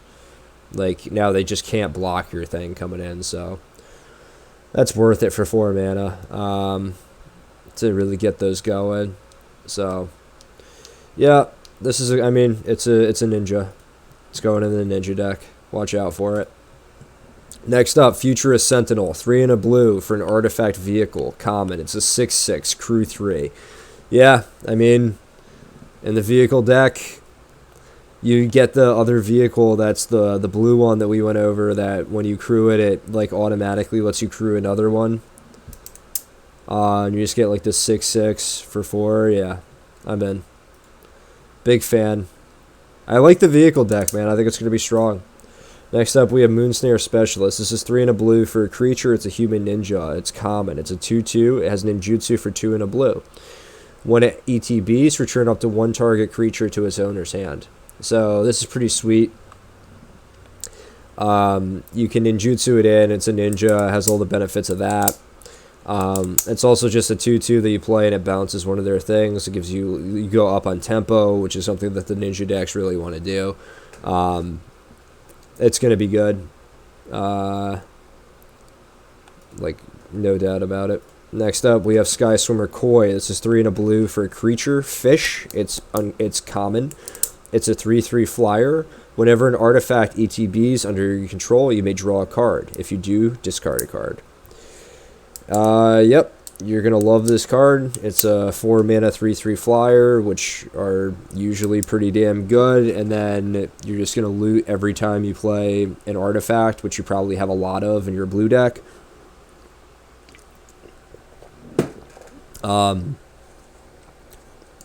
This card's going to be good. No way around it. Going to be a very solid common. I'd play this. Pick it pretty early if you're looking like aggressive, or if you're just looking like you're going to be in blue. I would take it without a second thought. Next up, we have Tamiyo's Completion. I'm not sure. 3 and a blue for an enchantment aura. It's common. It has flash. Enchant artifact, creature, or planeswalker. When it ETBs, tap enchanted permanent. If it's an equipment, unattach it. Enchanted permanent loses all abilities and doesn't untap during its controller's next untap step. So this kind of functions like the white one a little bit, but it's a perma-tap. And again, there aren't great ways to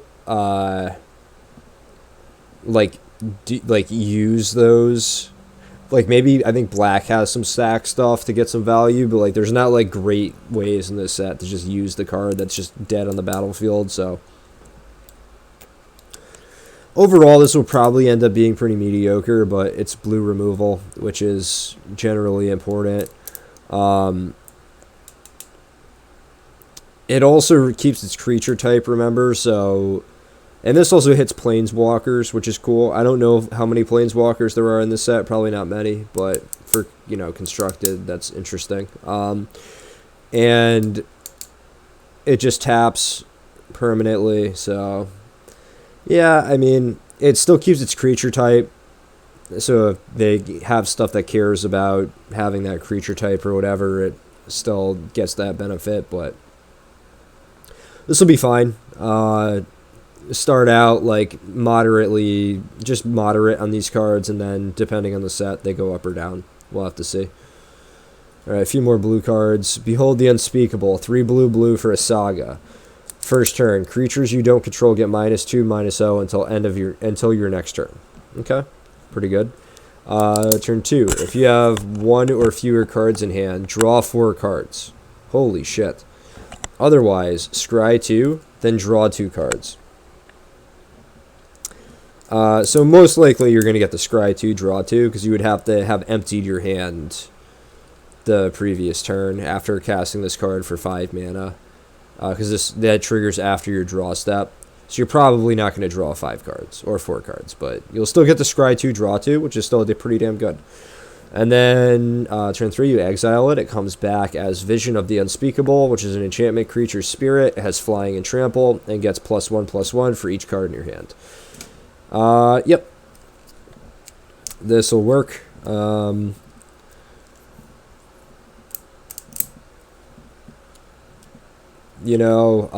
Creatures you don't control get -2, -0 until your next turn, so keep yourself alive for a turn, more likely than not, make their attacks difficult. Scry a couple, draw a couple,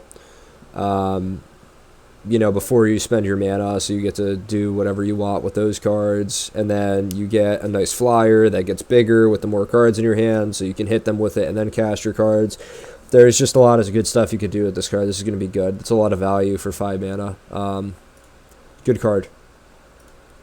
Next up, Replication Specialist. 4 and a blue. Creature, Moonfolk Artificer. It's uncommon. It has flying. Whenever a non-token artifact ETBs under your control, you may pay 1 and a blue. If you do, create a token that's a copy of that artifact. So you can really start to go off with this. I'm going to be playing this probably and try to make like blue-red artifact decks work. This seems sweet. Also, like blue-white, like you can get extra vehicles. All you have to do is be able to pay the 1 and a blue on top of it. But you have 5 mana anyway if you casted this. So, yeah, I'm in. Me gustar. Big stuff. Big stuff. Next up, Cyber Trespassers. 4 and a blue for an artifact creature, Moonfolk Rogue. It's a 3/5 at common. Channel for 3 and a blue. Discard Cyber Trespassers. Tap up to 2 target creatures you don't control. Those creatures don't untap during their controller's next untap step. Cool. So it's a rogue, which is a relevant creature type. 3/5 is not a bad stat line for 5. It's not great, but it's not bad either. And then sometimes this channel ability just comes out of nowhere and ends the game. Or like, it's just like a double Chill of the Grave for 4 mana, which is fine by me. I like this card a lot. I'll take this card in my blue decks. Pretty much any blue deck I would play this.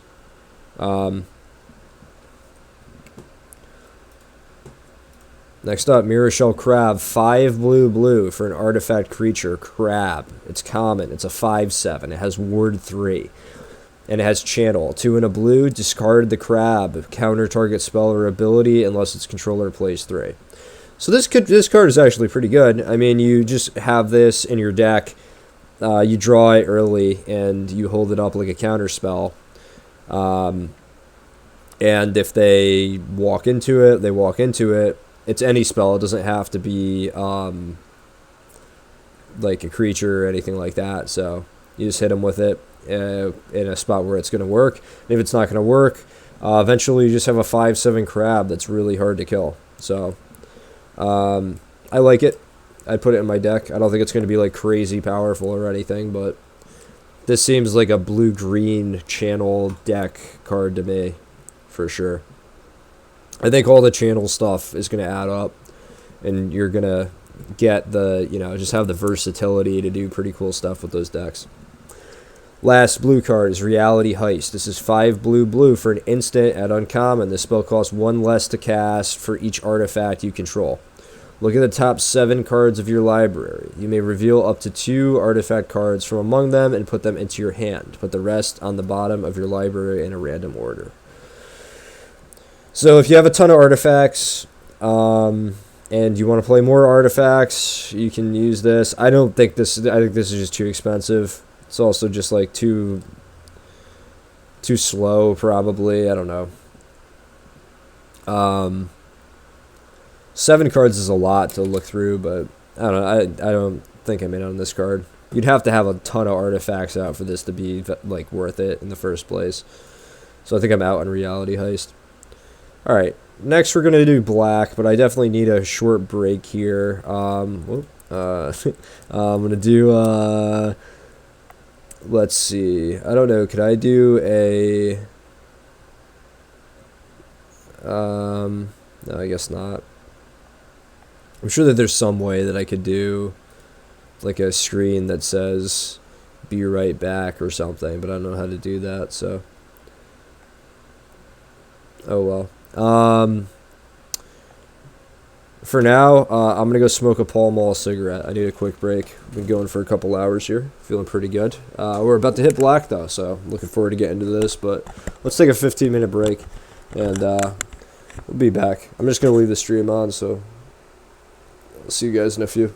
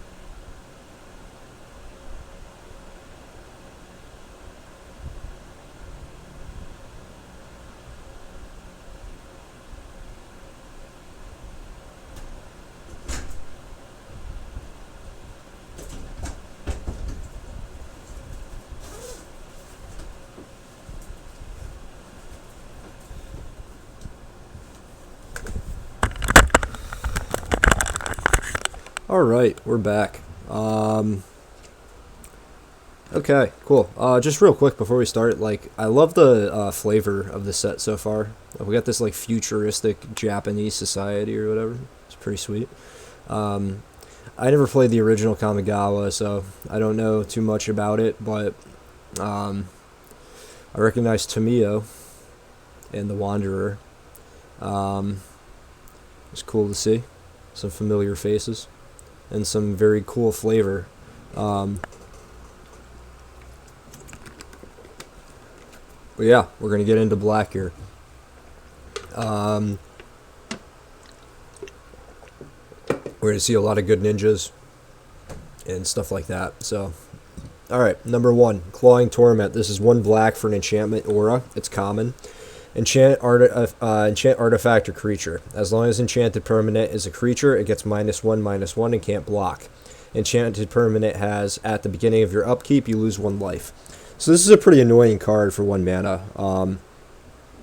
You put this on the opponent's creature, they can't block with it. If you put it on their 2/2 or whatever, now it's a 1/1, you don't really care about it, you're not going to block it, it's going to like... I don't know. I mean, I don't know how good this card is, actually. It's not gonna like, because they're gonna just swing at it, like swing with it at you, and you're not gonna block it, which means they're gonna be able to ninjutsu it, which means they're gonna be able to like take the Clawing Torment off of it. I don't know. I don't think this is really where you want to be. This could work pretty well on a vehicle, because they're going to have to, you know, crew it, and if they don't, then they're going to, like, take a damage every turn. I don't think this card is that good, though. We're going to see a lot better cards than this. Next up, Dockside Chef. It's 1 black for an enchantment creature, human citizen. It's uncommon. It's a 1/2. It has 1 and a black to sacrifice an artifact or creature and draw a card. Sweet. So this is one of those things that I was talking about where if you're playing against black and you put those, like, you know, 4 mana enchantment, tap the thing, they're going to be able to get value back out of it. Which this is uncommon, and I don't know how many ways there are to do this at common yet, but for 2 mana, it's fine. You know, this card is probably going to go in most black decks. It's also an enchantment creature, if that's relevant for you. So just be aware that there are ways to take off your auras. Next up, Okiba Reckoner Raid. This is a black for a common saga. So the first 2 steps are each opponent loses 1 life and you gain 1 life. So this is going to do a 4-point life swing. And then you exile it and return it, and it becomes Nezumi Road Captain, which is a 2/2 menace. And more importantly, vehicles you control have menace. So this is kind of weird because black is not like the vehicle deck, but if you are in like white black or blue black or something, and you have like vehicles that you want to use on your top end or whatever, this is pretty good. I mean, this is going to give them menace. And for 1 mana, 4-point life swing is not bad. And then getting a 2/2 menace that has some upside, it's not bad. This is a playable card. I don't think it's fantastic or anything, but it is an enchantment, and then you get the enchantment creature, so... I don't know. I like mediocre, I would say. You are already dead. This is 1 black for an instant common. Destroy target creature that was dealt damage this turn and draw a card. So here we go. This is one of the cards that's going to allow the ninjutsu decks to really get home. Because you have to block their creatures. You have to block their like 1/1 that they attack with, because like you can't just let it get through and let them ninjutsu and start going off like that. So you're going to block their 1/1 with your 3/3, and they're going to play this, and you're going to feel like you're fucking lost the game. Like, this sucks when this is going to happen to you. But it is what it is. They have to include ways for the ninjutsu cards to get home, for the ninjas to get through, and this is one of them. So all the ninjutsu decks are going to play this. and you're going to get hit by this a lot. Just be prepared for it.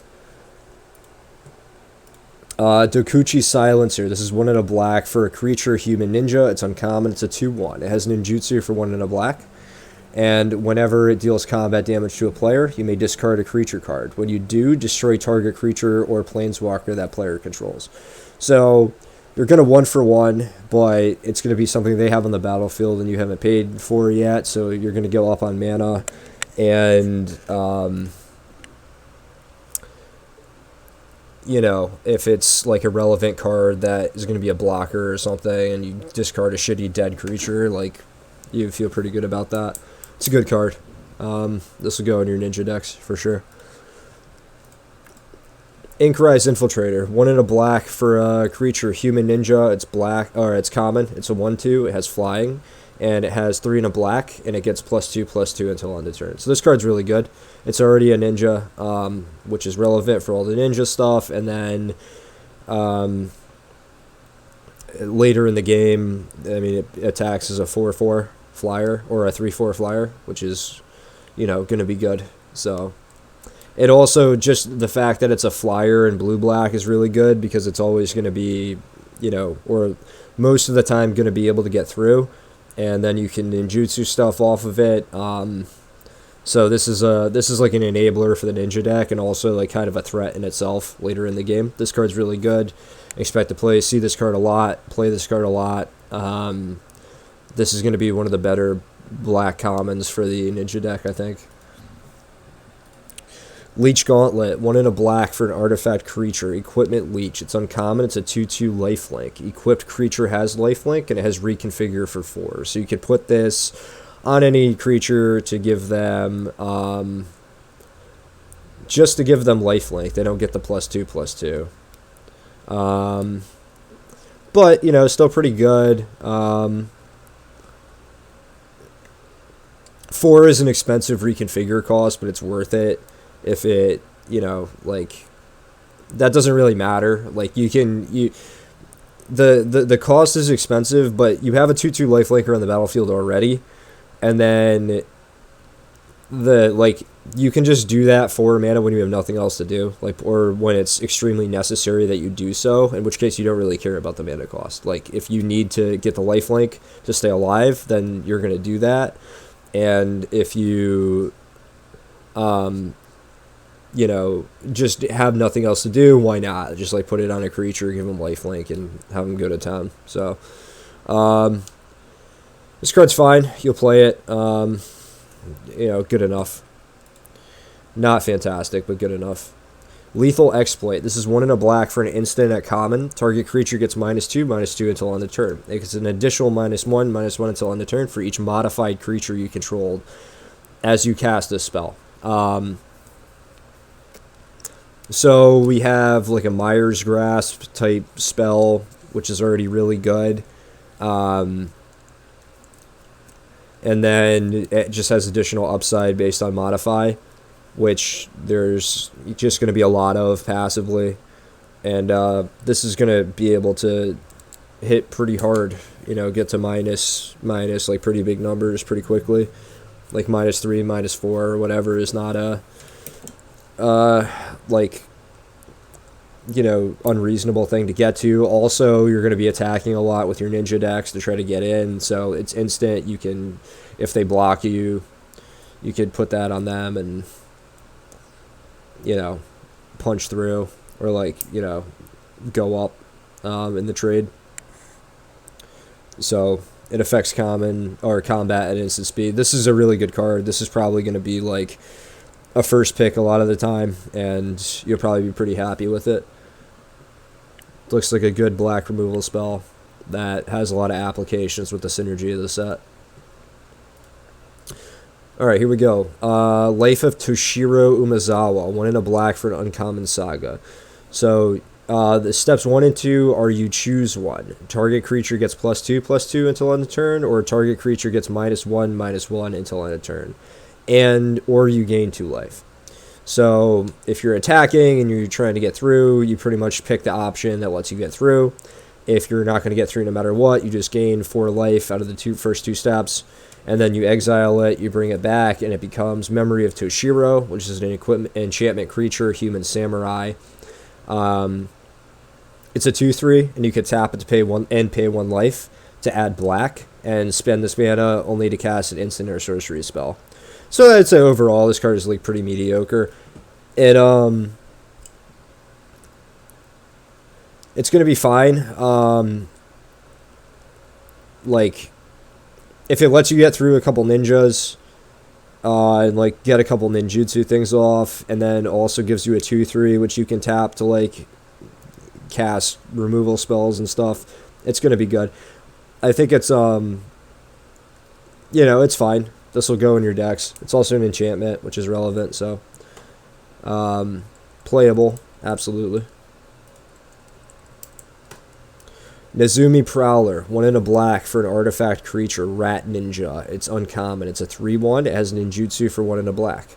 When it ETBs, target creature you control gains Death Touch and Lifelink until end of turn. So that can include itself. So if you ninjutsu this in, it's pretty much going to go in and get you your 3 life for free. Or you can ninjutsu this in, or just play it, and give your creature that's going to die, give it Death Touch and Lifelink until end of turn, and then you get like kind of a beat that way. So this card's good. It's going to be annoying to play against when it hits the battlefield and just kills like your blockers. Again, another way for ninjas to get through. So you'll see it quite a bit. Next one, Reckoner's Bargain. 1 and a black for an instant at common. As an additional cost to cast a spell, sack an artifact or creature. You gain life equal to the sacked creature or permanent's mana value. Draw 2 cards. So this is one you'd love to combo with like a threaten.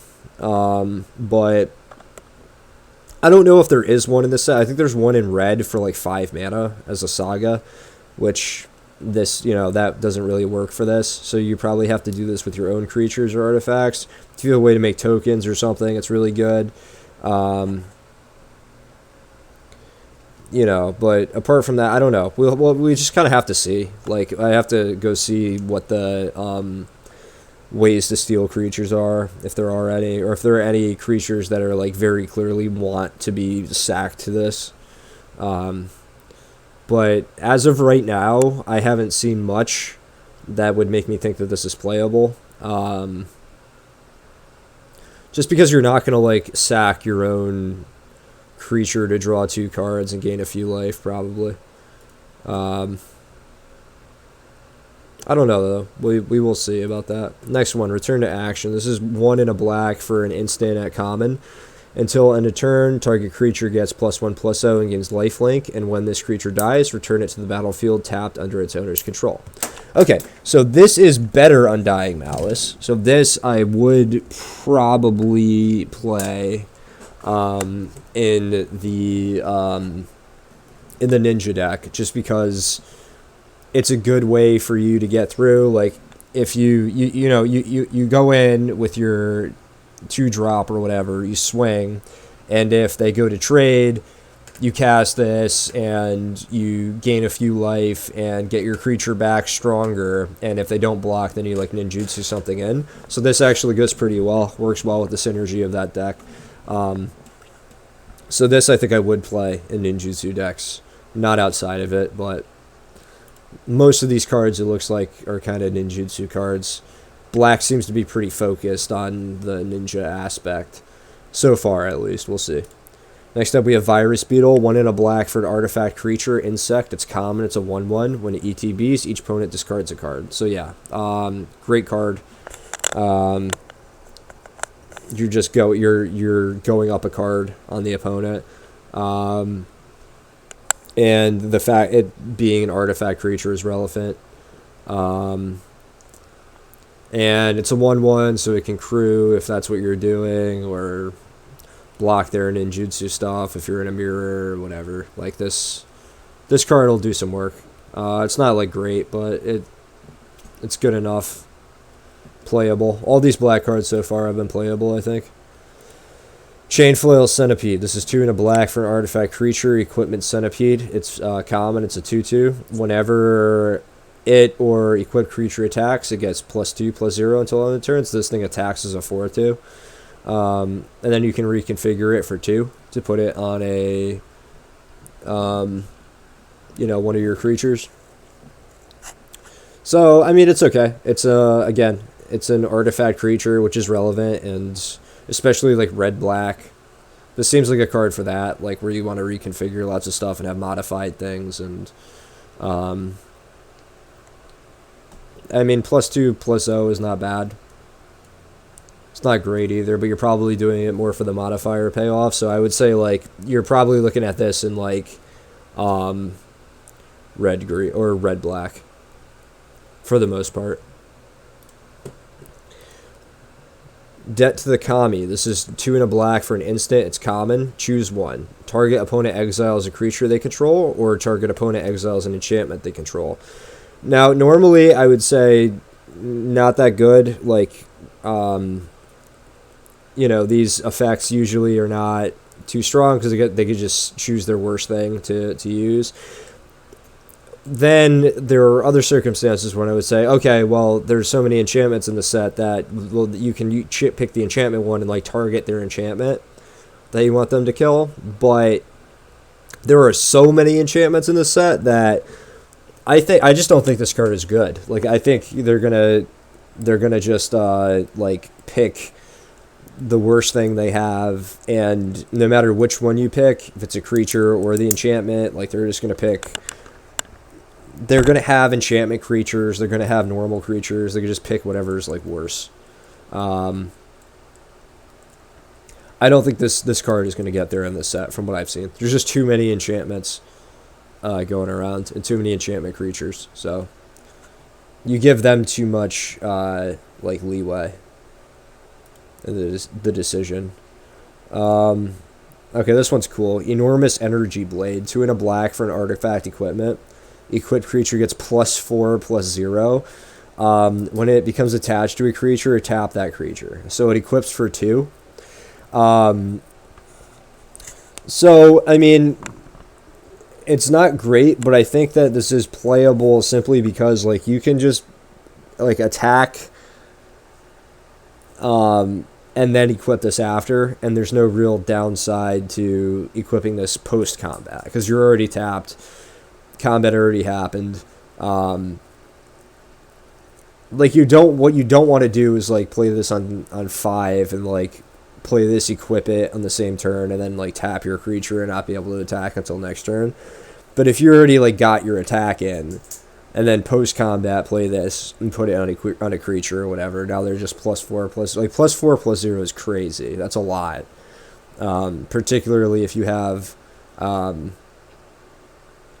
like some way to just get through reliably, like if you put this on a flyer or something. So it depends on your deck, I would say, but ninjas tend to have a lot of ways to get through. So if you reliably have ways to get through, I might run one of these. I'll have to see how this plays out, but I am interested in this. I'm not gonna lie. This seems like a cool card to me. Next up, Gravelighter. 2 and a black for a creature. It's a spirit. It's a uncommon. It's a 2/2 flyer. And when it ETBs, draw a card if a creature died this turn. Otherwise, each player sacks a creature. So, you probably want this to draw you a card when you play it. But, you know, if you have to sack something when it comes in, that's not the end of the world either, I guess. You're going to kind of go even. You can manufacture a way for that to be good for you.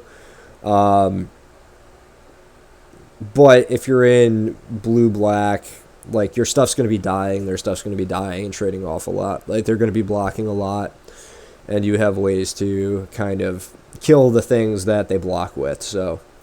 It's any creature, it's not your creature, so as long as any creature died, this comes in and you draw a card, replaces itself, and I mean a 3-mana 2/2 flyer that replaces itself is really good. So if you can set it up, it's great. And I think it's pretty good in like blue-black. I wouldn't be looking to play it Like, I would probably play it in most decks, but I wouldn't be excited about it. In blue-black, I think I want to play this card for sure. Next up, Kaido's Pursuit, 2 and a black for a sorcery. It's common. Target player discards 2 cards. Ninjas and rogues you control gain menace until end of turn. Interesting.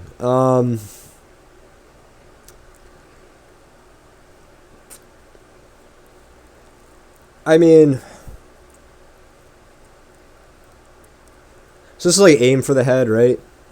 But it doesn't have the like the modal ability of being able to kill a zombie or like exile a zombie. So I don't know, man. Like this is kind of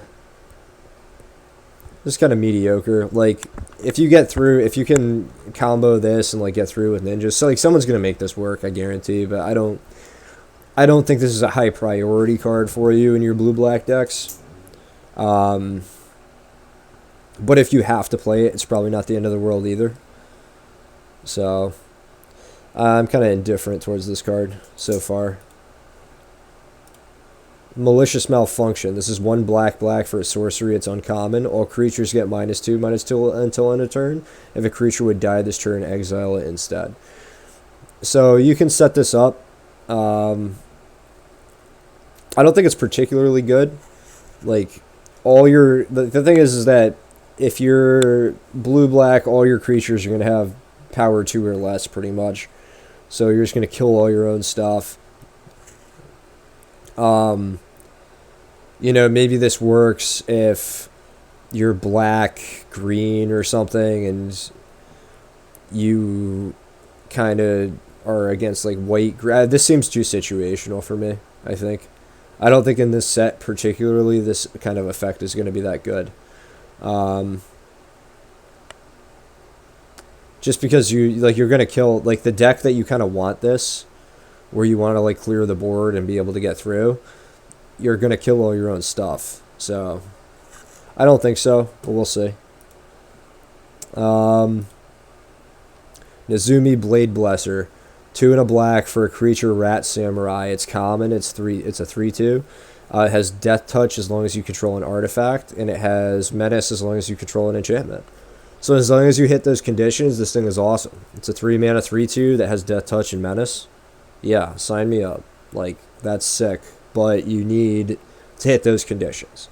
So if you're not confident that you'll be able to hit those conditions, more often than not, this card goes down in value a lot. But at the end of the day, it is a 3-mana 3/2, which isn't the worst thing in the world anyway. But if you do get the Death Touch and Menace, this card's really good. So if you see this pack 3 or whatever going kind of late, and you have lots of artifacts and enchantments and stuff, pick this up, play it all day.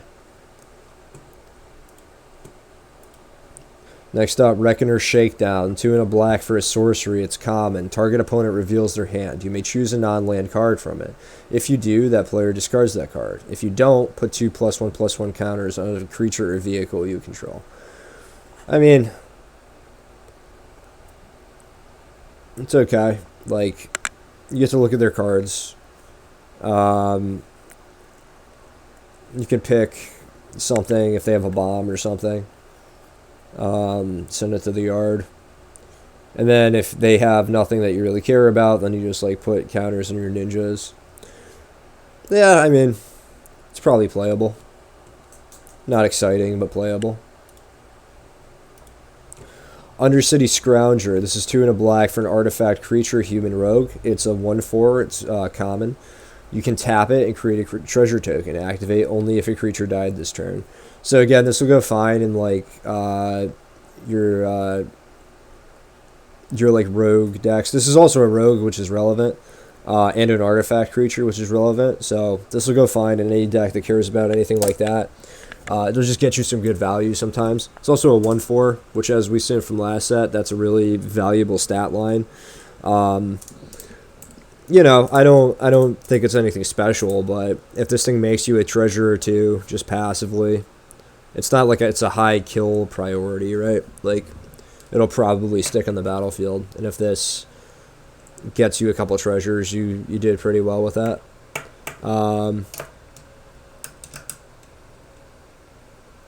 Yeah, I like it. I don't I'd probably play one.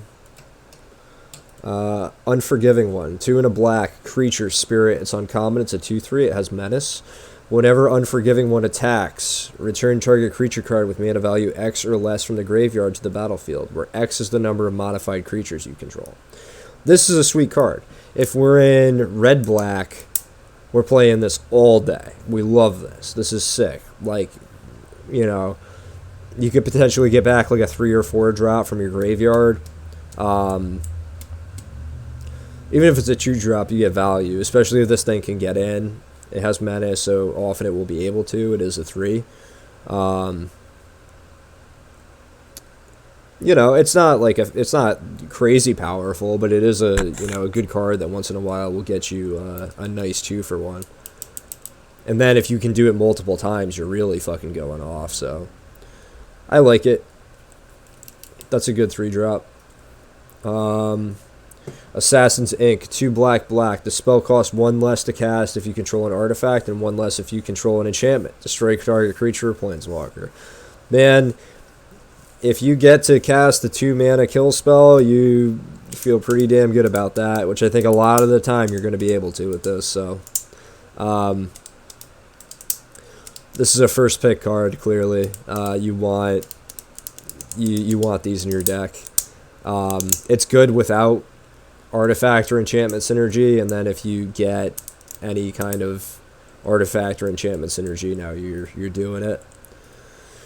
Alright, here's our shrine. Goshintai of Hidden Cruelty, 3 and a black for a legendary enchantment creature. It's a shrine, it's uncommon, it's a 2/2, it has death touch.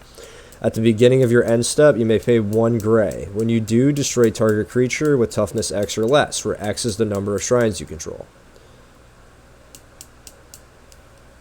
So this one's not very good, again, unless you have, like, I would say you'd want to be able to play a few shrines in your deck. This is, again, more of a constructed card for, like, some kind of shrine constructed nonsense. I don't think that they're, we'll have to wait till we get to the lands and stuff, but I don't think this is going to work. For shrines, like, I mean, it is a 2/2 Death Toucher, but it's for 4. That's too much. Like, again, you would play this one if you had the white one, is my feeling on it. And if you don't, you wouldn't. So, Kami of Terrible Secrets, 3 black for a creature. It's spirit, it's common, it's a 3/4. When it ETBs, if you control an artifact and an enchantment, you draw a card and you gain 1 life. Beautiful, love it. By the time you hit 4, you'll be able to hit that condition pretty often. And if not, you probably hold it until you do, because getting a 3/4 for 4 and getting a card and a life out of the deal is just fantastic. So, yeah, I mean, this will work. You're pretty happy to play this in any deck where you have any number of, like, enchantments and artifacts in it, which you will most of the time. Next up, we have Mukatai Ambusher. This is 3 and a black for an artifact creature, rat ninja. It's common. It's a 3/2. It has ninjutsu and it has lifelink. So, just a nice little artifact creature that you can really, if you ninjutsu it in, you're going to get a 6-point life swing immediately. And you leave behind a 3/2 lifelinker on the battlefield. That's a ninja. So, big fan of this card. Play it in your ninja decks for sure. The Long Reach of Night, 3 and a black for a saga. Steps 1 and 2 is each opponent sacrifices a creature unless they discard a card. So nice, you get a nice little card advantage there. And then exile it, transform it. It becomes Animus of Night's Reach. This is an enchantment creature. It's a spirit. It's a 0/4. It has menace. And whenever Animus of Night's Reach attacks, it gets +X +0 until end of turn, where X is the number of creature cards in defending player's graveyard. This is pretty sweet, because this makes it so that if they start, if they sack things or if they discard things, they're not really getting out good. This card's great. I love this. What is it? Uncommon? Yeah. This is a high value card for 4 mana. You're either going to go ahead on board or you're going to go ahead on cards, and then you end up with a 0/4 that gets more powerful as the game goes on. with Menace. So, love it. It does only get the +X+0 on attacks, but, you know, that's fine. It's still a 0/4. You can block with it if you need to. Twisted Embrace, 2 black, enchantment aura, it's common. Enchant artifact or creature you control. When it ETBs, destroy target creature or planeswalker an opponent controls. As long as enchanted permanent is a creature, it gets +1/+1. Wow. Alright, well, here is our, I guess there's, you know, yeah, black's going to be good. Whenever they print like 3 sick removal spells between common and uncommon, we know that it's going to work. This is sick. First of all, it's an enchantment, which is relevant. It gives you +1/+1. And then it's not instant, which is, you know, so it's not like Bleed Dry where you can just destroy combats with it, but it's still going to do what you want it to do most of the time. Like, you just kill their thing and you buff your own creature for 4 mana all day. All fucking day. First pickable card for sure. Alright, Kami of Restless Shadows, 4 and a black for a creature, spirit, it's common, it's a 3/3. When it ETBs, choose one. Return up to 1 target ninja or rogue creature card from your graveyard to your hand, or put target creature card from your graveyard on top of your library.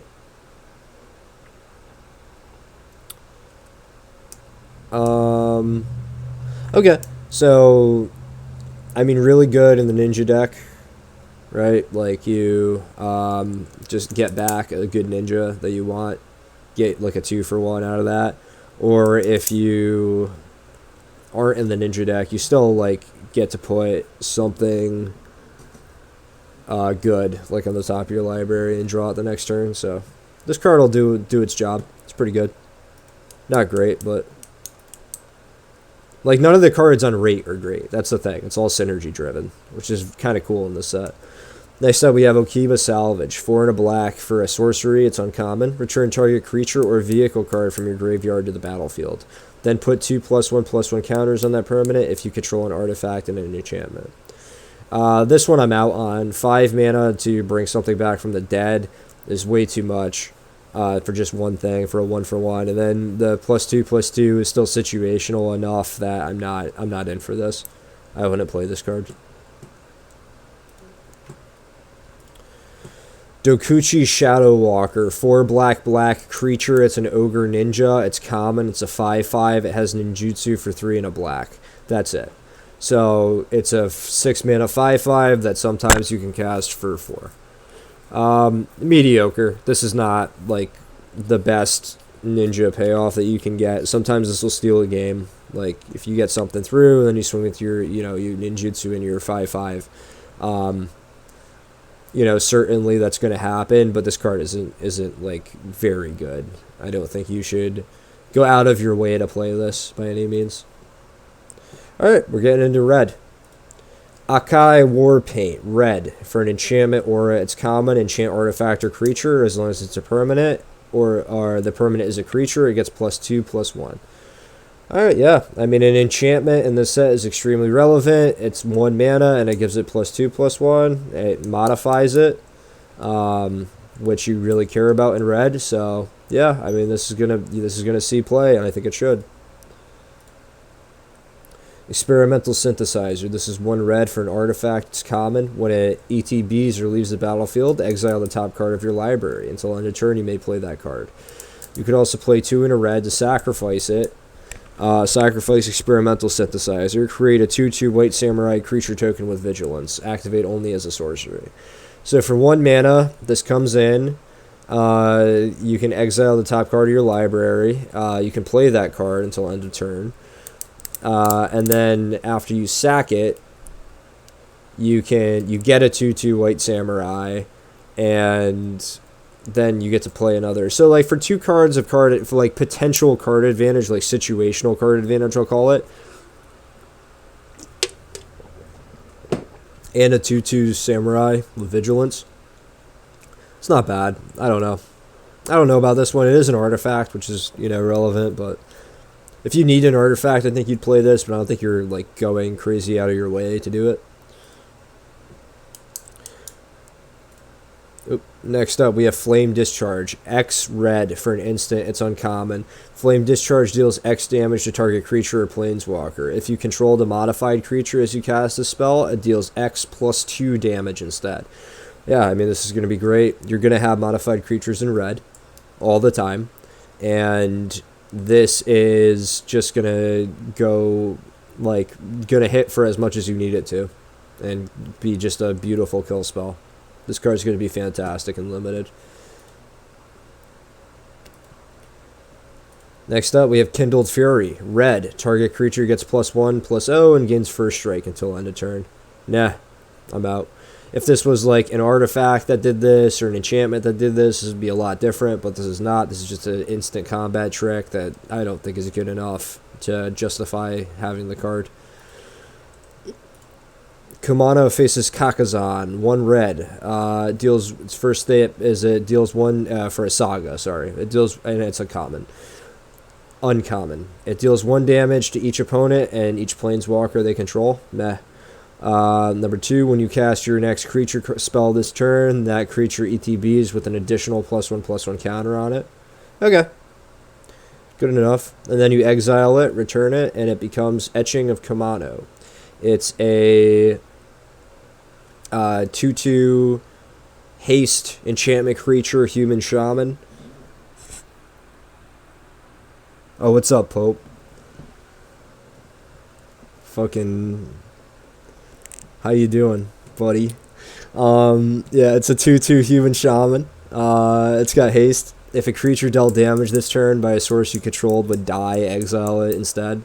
I'm not really in for this card. Yeah, I miss you too, buddy. Join the Dirty Dominion. Hang out. Fucking, yeah, so I don't know. This is not like good enough, I don't think. Like the 1 damage to each opponent and each planeswalker, like that's not going to come up that much. The extra +1/+1 counter is fine. And that does modify the creature that comes in with the +1/+1 counter.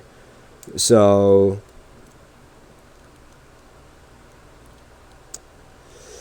I mean, it's relevant. This also is an enchantment, which is relevant. And then you get the enchantment creature out of the deal. I don't know, though. Like, this effect is just not good. You're not going to get this hasted creature until turn 3, at least.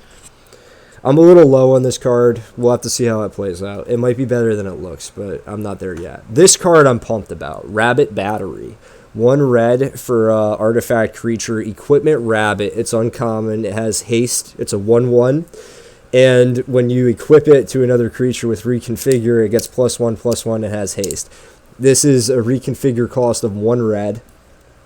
So this does everything you want it to do in red, right? This comes in, you already have your artifact. It, comes in a turn 1, punches them once, punches them twice maybe, and then you just slap this on your next creature, give it haste, like...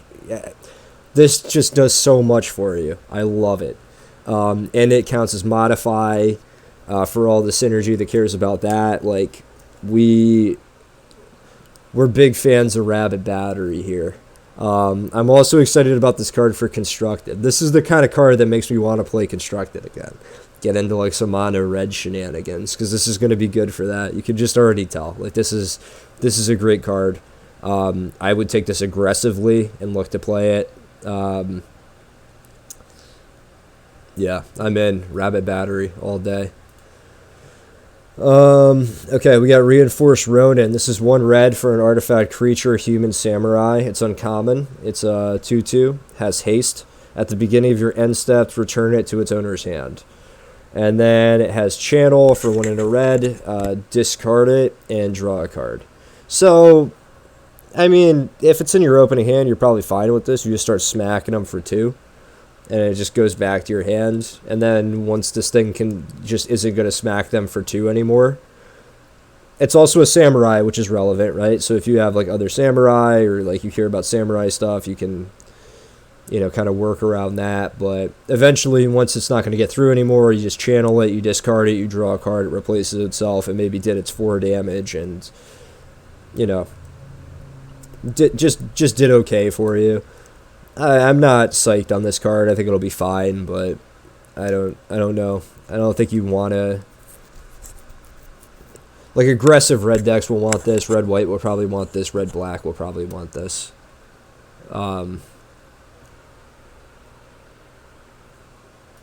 We'll see. Here's another cool one. Simian Sling. 1 red for an artifact creature. Equipment Monkey. It's a common. It's a 1/1. Equipped creature gets +1/+1. Whenever it or equipped creature becomes black, it deals 1 damage to defending player, and it reconfigures for 2. So you can attach this to another creature for 2. Gray.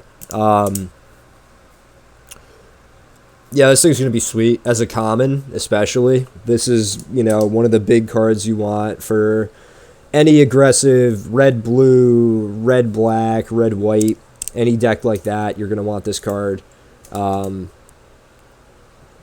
This is going to let you get in there. Again, it does the same thing as the Rabbit does. This is a little worse because the reconfigure cost is more, but I mean, it's going to add up. These cards are better than they look almost all the time.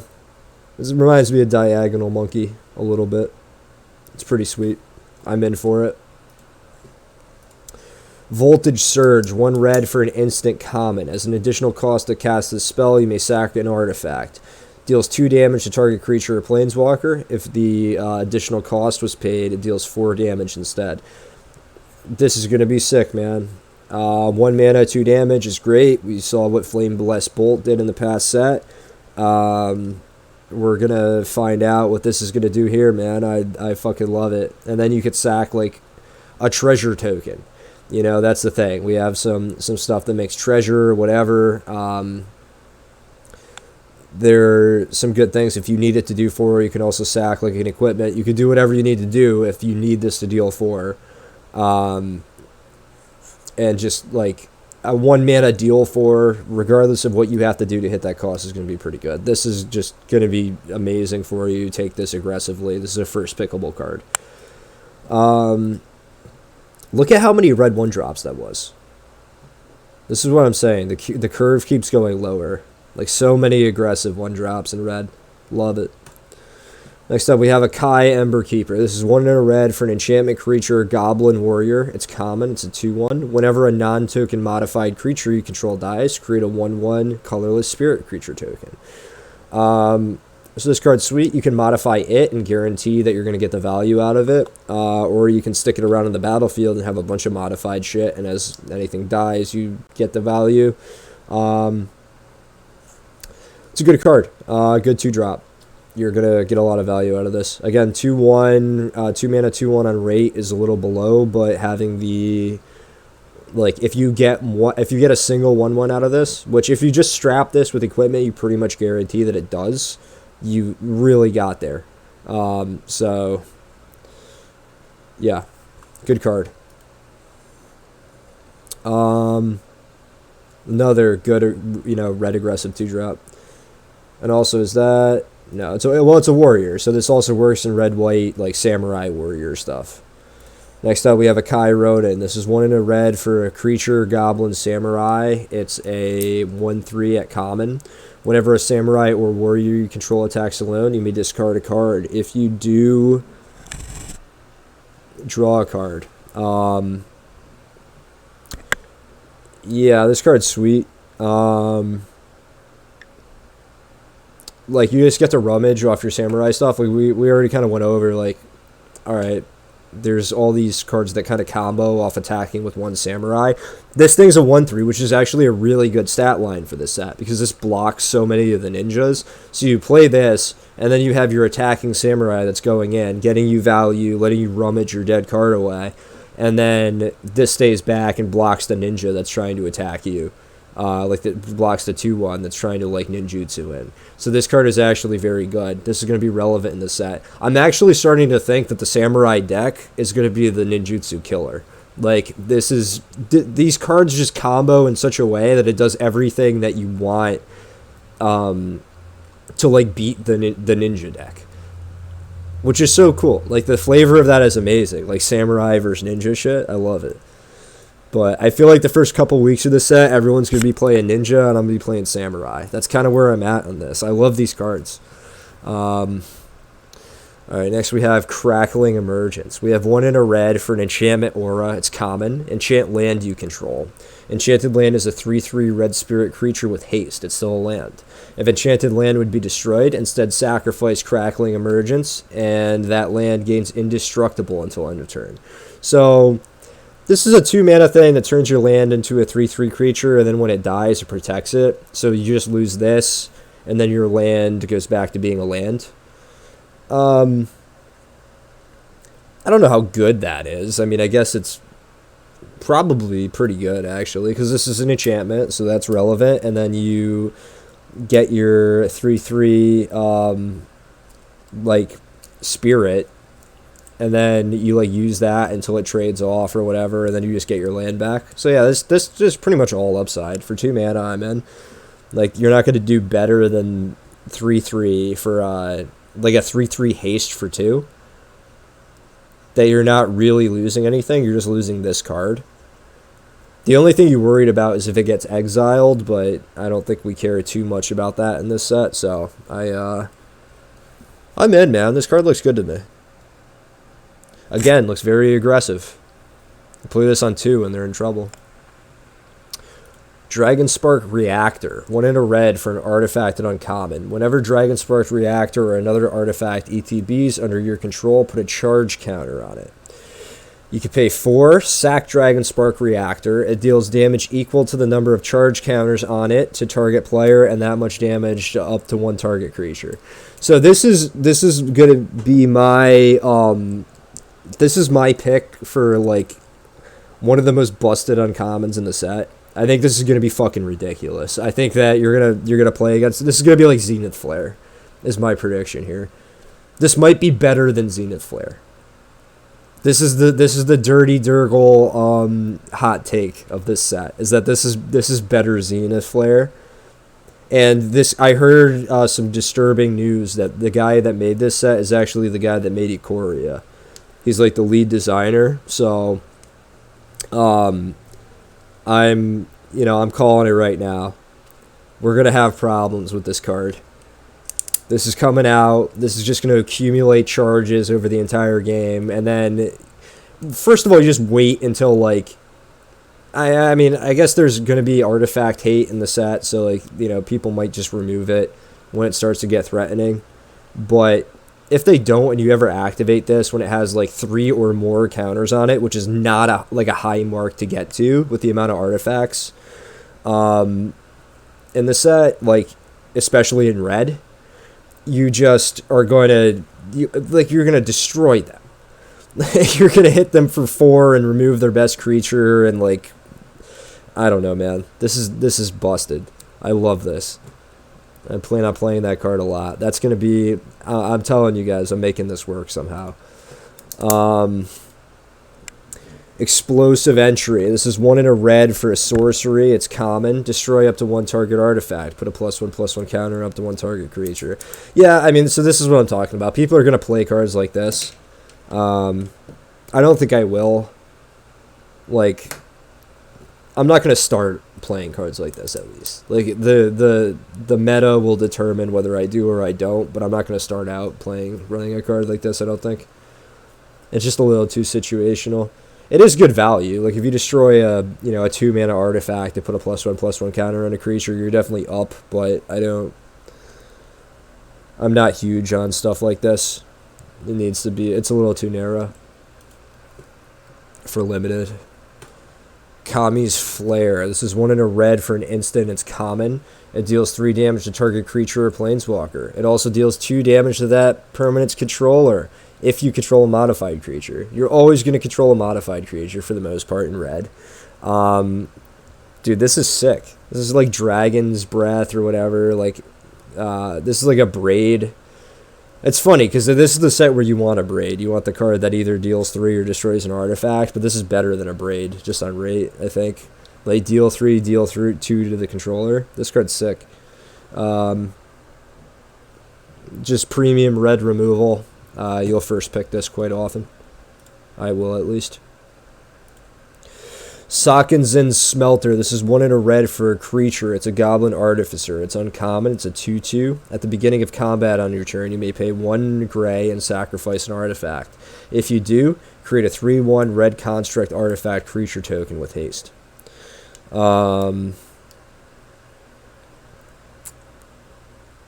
Okay.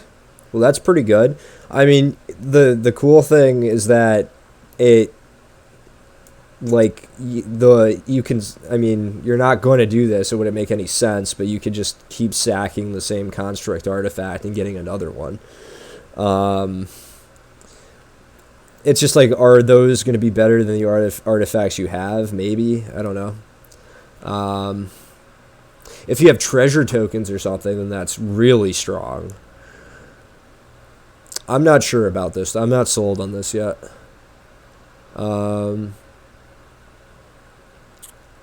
I think we just have to see, like, if the artifacts are weak enough that this makes sense to use sometimes.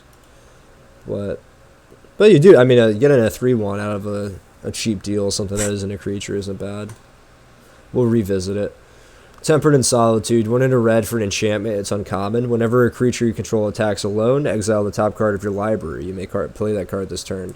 So if you're in Samurais, this is great for you. You're going to be attacking alone most of the time. That's what you want to do. That's where all your value generates from. So this gets you extra card advantage off of doing so. Looks good to me for Samurais. I wouldn't play it outside of that.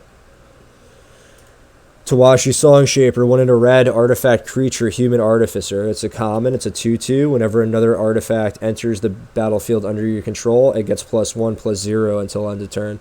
Yeah, I'm not in on this. This one is a little, this one's a little slow. Like, if you need a 2-drop, you play this, it'll be fine. But, it's still always going to have 2 power. Like, it's just going to trade off. Like, I don't know. If it got like +1/+1, that'd be different, but I'm not too high on this. I'll play it if I need to, but I don't think it's going to be particularly good. Upriser Renegade, on the other hand, this is 1 in a red for a creature, human samurai. It's uncommon. It's a 1/3. It gets +2/+0 for each other modified creature you control.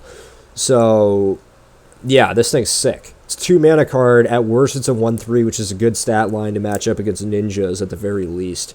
And then you're going to have, probably 1 modified creature, more likely more than that. This could be like a 2 mana 5/3. What if it did a 2 mana 7/3? Like, this card's busted, dude. I love this. Take this aggressively. It's also a samurai, so you can, send this thing in as your card that's attacking alone. It'll trigger all your other samurai stuff.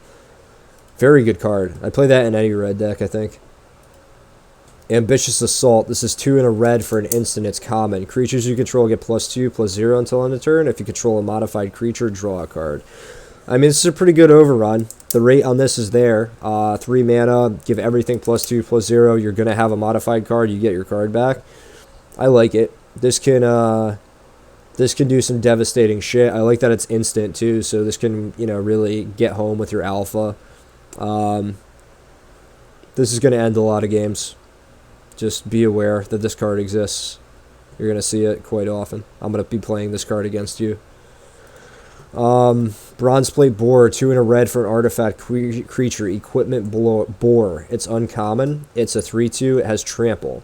Equipped creature gets +3/+2 and has trample. You can reconfigure it for 5. On rate, not bad. 3 mana, 3/2 trample is good enough to probably sit on the board for a couple turns just by itself.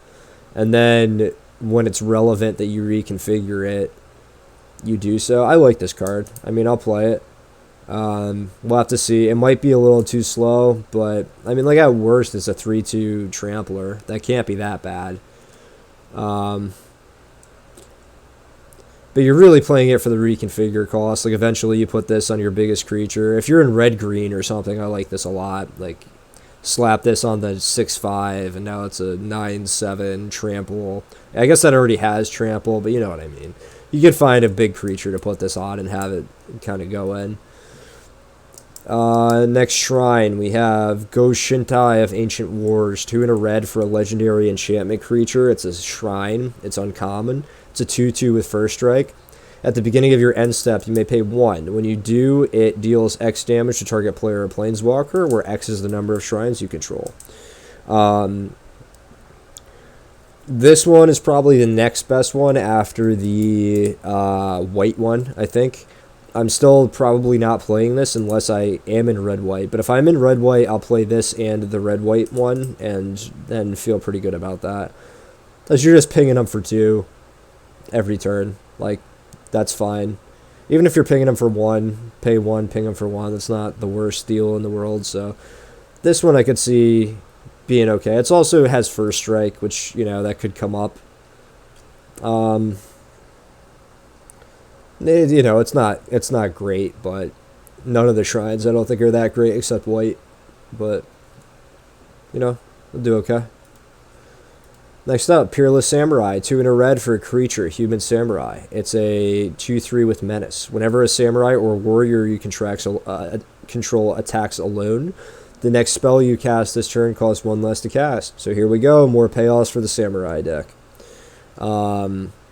You have a bunch of these on the battlefield. You attack with your best samurai. You leave the rest of them behind to block, and then you get a bunch of value out of the cards that you cast. This also has Menace, so this is, you know, potentially a good samurai to send in if you have some of the other enablers and payoffs for it. Could be good. Could be good. Seismic Wave. This is 2 and a red for an instant uncommon. Deals 2 damage to any target and 1 damage to each non-artifact creature target opponent controls. So I like that this is an instant. You can set this up to be like a Wrath if you want. And sometimes, I mean, sometimes this is going to end the game. Like, sometimes this is just going to, like, you'll just completely wipe their board with it. And then sometimes it'll require a little more work to get there, but I'm just thinking of, like, how good Vampire's Vengeance was in the last set. And this is better than that, I think, just because you don't, like, have to deal with... It's all their creatures. Or, well, it's not an artifact, so they will have some. I don't know. I mean, maybe it's not better than Vampire's Vengeance, but you do need to... It's probably going to require some setup, but I do think it's a strong effect. So I would take it early and try to make it work. It's just going to be a good card. It can go in any red deck. Unstoppable Ogre. This is 2 and a red for an artifact creature, Ogre Warrior. It's common. It's a 4/1. It enters the battlefield. Target creature can't block this turn.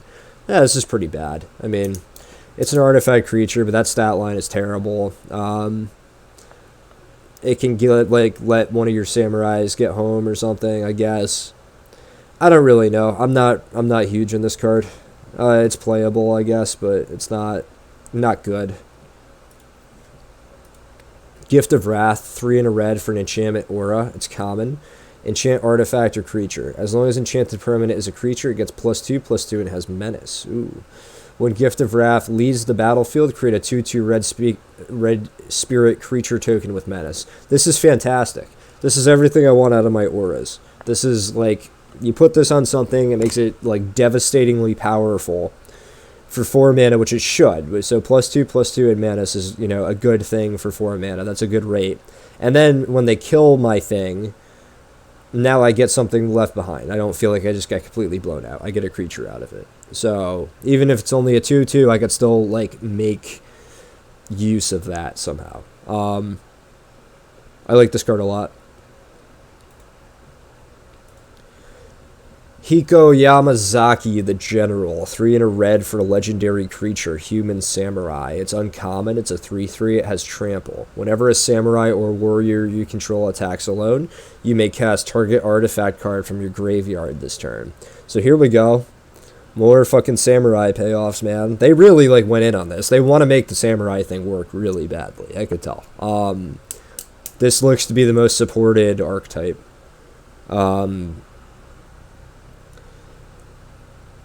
Yeah, I mean, this is good. Like, You just get your artifacts back, re-equip stuff, reconfigure stuff. You get your artifact creatures back. Very strong. Very strong. Scrapyard Steelbreaker. 3 and a red for an artifact creature, human warrior. It's common. It's a 3/4. You can pay 1, sacrifice another artifact. It gets +2/+1 until end of turn.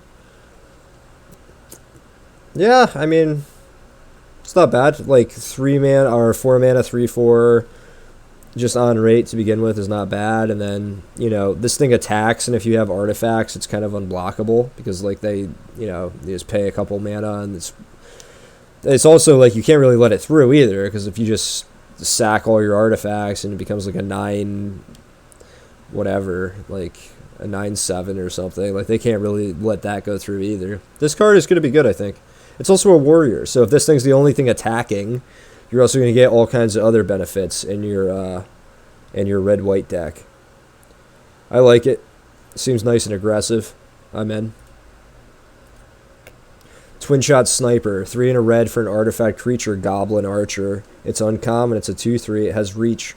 When it ETBs, deals 2 damage to any target. Not bad. You can also channel it for 1 and a red. You can discard it, and it deals 2 damage to any target. So if you really need to get rid of their 2-drop because it's some kind of like value-generating engine, you can discard this on turn 2 and kill it. If you have no like value for the reach, or like if that's not going to do anything to you you could just discard it, deal 2. You can do all kinds of stuff with this. Very versatile card, very strong card. I like this a lot. Reach is also extremely good in this set. That's going to be pretty relevant. I play this card in any red deck.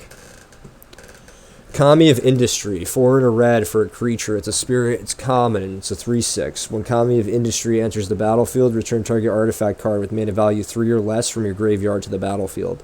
It gains haste. Sacrifice it at the beginning of the next end step. Okay. Yeah, pretty good. I mean, good stat line for 5 mana, and then you get any artifact back for the turn. I mean, could be relevant. Could be relevant, especially if you have something that ETBs well, which a lot of these cards do. So, like, if you bring this back, I don't know, like, you can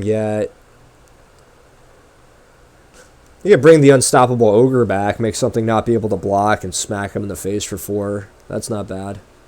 There's stuff you can do with this. I think this card will work. It's like it's probably like a good top end card for an aggressive red deck, which it looks like these red decks are just going to be extremely aggressive, which is sweet.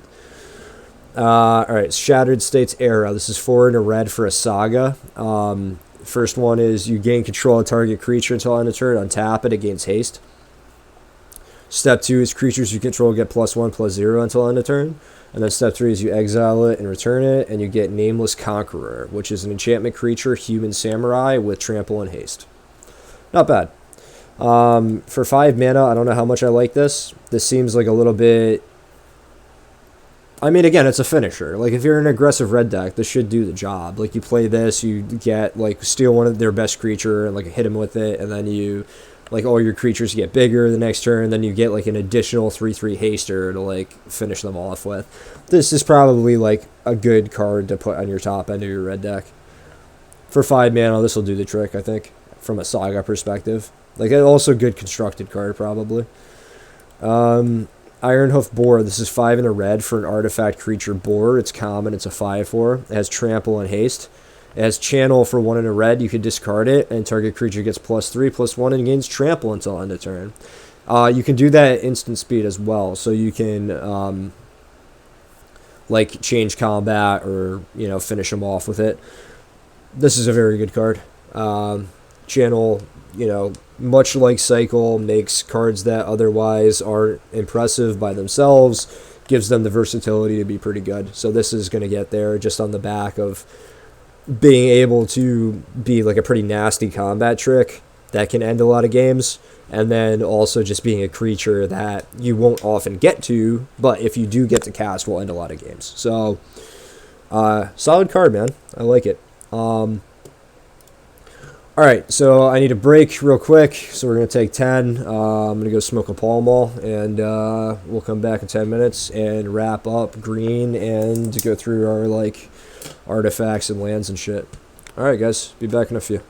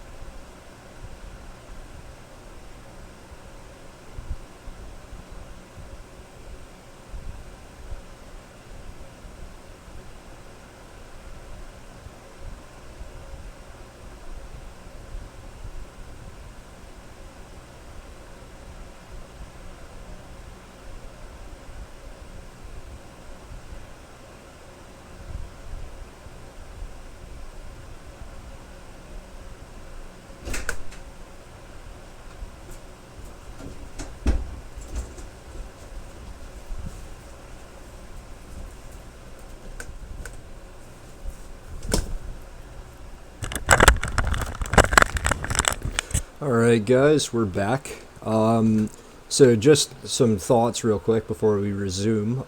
Red looks really strong to me. A lot of those early like aggressive cards look pretty good, and I think the top end is going to work well with it. I think red is going to try to pressure opponents pretty heavily, and probably be able to keep up with the card advantage that blue-black generates. So I'm looking at red right now as my starting like color for the beginning of this set.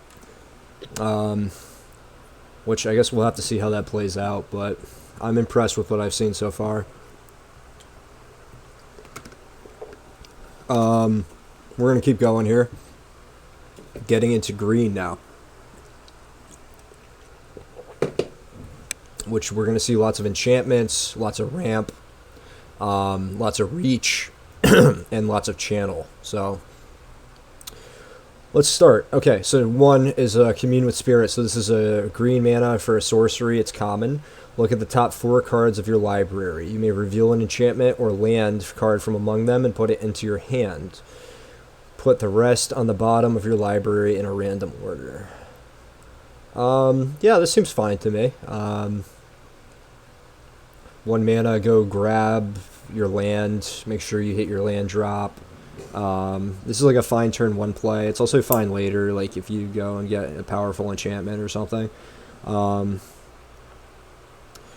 Yeah, I don't hate it. I'd probably play one in a green deck. It seems like a reasonable enough green card. Top 4 cards of your library is enough. You should hit something. There's lots of enchantments in green. Fang of Shigeki. This is a green for enchantment creature, Snake Ninja at common. It's a 1/1 Death Toucher.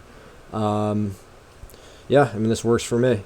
1-drops are good. 1/1 Death Touchers are great. This matches up well with the set. This will stop early aggression and probably do pretty well for you. So I'm in for the Snake Ninja.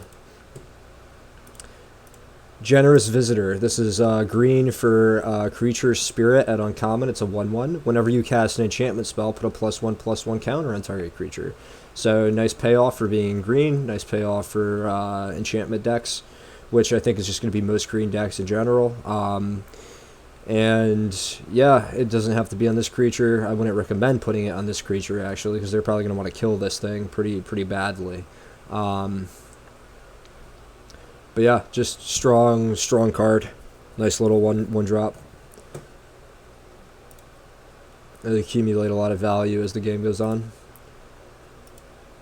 Tamiyo's Safekeeping. This is a green for an instant at common. It's a target permanent you control gains hexproof and indestructible until end of turn. You gain 2 life. Not bad. I mean, it's a save card. This is like probably worse than Cradle of Safety because you don't leave the counter behind. I don't think I'm in for this. Again, there's no like spell payoff, so like if your spells need to be good to be playing them, which this I don't think is that good. So I think I'm kind of out on this, but there might be applications for it. If you have something to protect, you might want to run one, which would be fine, I think. Azusa's Many Journeys. This is 1 in a green for Saga at uncommon. So on the first turn, you may play an additional land this turn, so you get kind of the Arboreal Grazer effect, which turned out to be better than we thought it was going to be, but I still don't know that it's necessarily where you want to be. Especially for 2 mana instead of 1, you're much less likely to have that land to play. And you don't want to be playing this card. It also kind of makes that effect dead in the late game when you don't have a second land to ramp out, or you don't want to. So, I don't know. Meh, that's a medium one. Second one is you gain 3 life, which is good. And then 3 is you exile it, transform it, and it becomes Likeness of the Seeker, which is an enchantment creature, human monk. It's a 3/3. And whenever it becomes blocked, and untap up to 3 lands you control. So that's fine. But they have to block it. They have to... This is all pretty situational. This card just in general seems very situational to me. I don't think I'm going to start here. I could see running this card in a green deck in like the right deck, but I don't think I don't think I'm too high on it here. Bamboo Grove Archer. This is 1 in a green for an enchantment creature, Snake Archer. It's common. It's a 3/3. It's a defender and it has reach. You can channel it for 4 in a green to discard it and destroy target creature with flying. I think this is kind of below rate on both of these abilities. Like 2 mana 3/3 defender reach is okay. This will stifle some decks that want to try to get going in the air, for sure. But the 5 mana to destroy a target creature with flying is just not that good. Like that's pretty mediocre at best. Like even if you hit a flyer, you probably don't feel good about that. Like you probably didn't trade up in mana. Like unless you no, you can't even hit the turtle because you got a ward 1. You have to pay like 7 to do it. Yeah, no, I'm out. I don't like it. I might run one if I was really lacking 2-drops and, you know, just needed a way to defend myself until I got my ramp game going. But, I mean,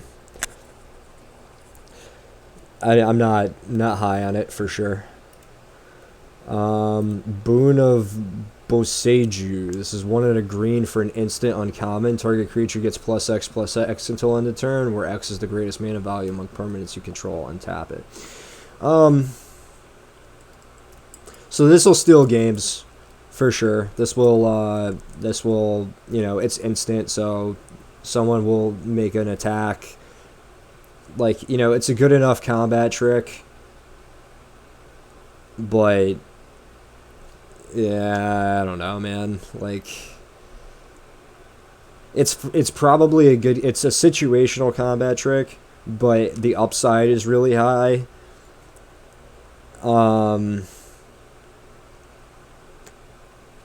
If you have like a 6 mana card out or something, I mean, that's going to be pretty devastating. Again, if I needed a way to finish games or like close games where I was worried about that, I could see playing this, but I'm not going to be too happy about it. I think that's I think that card's a little worse than it looks. Coiling Stalker, 1 in a green for a creature, Snake Ninja. It's common. It's a 2/1. It has ninjutsu for 1 in a green. Whenever it deals combat damage to a player, put a +1/+1 counter on target creature you control. It doesn't have a +1/+1 counter on it. So this is pretty sweet.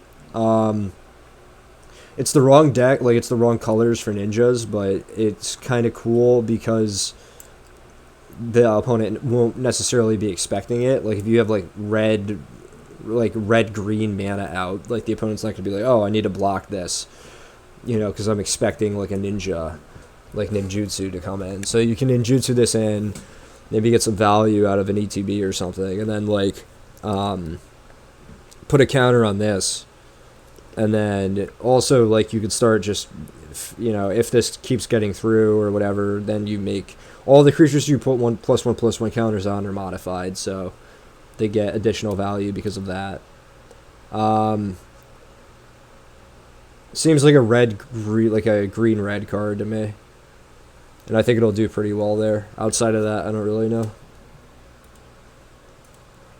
Ghost Shintai of Boundless Vigor, Shrine. 1 in a green, legendary enchantment creature, Shrine. It's uncommon. It's a 1/1. It has trample. At the beginning of your end step, you may pay 1. When you do, put a +1/+1 counter on target shrine for each shrine you control. So, this thing, I mean, this is playable just by itself, for sure. You play this for 2, and then it just gets a counter every turn. If you have the white shrine, again, that'd be pretty strong. Like, you make a 1/1 every turn, and you give this thing 2 +1/+1 counters. You're kind of getting there at that point. Yeah, this one, I think, the red one and the white one I like. And I'd play them by themselves, and I'd play them together and feel pretty good about. So, yeah, I mean, this will make most green decks, I think. It's a good card. Jukai Trainee, 1 in a green for a creature, Human Samurai. It's common. It's 2/2. Whenever it becomes blocked, or whenever it blocks or becomes blocked, it gets +1/+1 until end of turn. I love 2-drops that trade up And this does that pretty easily. I mean, this is attacks as a 3/3, blocks as a 3/3. Like, yeah, I like it. That's a good common. Good 2-drop. Play that in any aggressive green deck. It's also a samurai, if that matters for you, which it probably won't in green, but, you know, if you're red-green, you might have samurai synergy anyway, so this is still pretty playable there.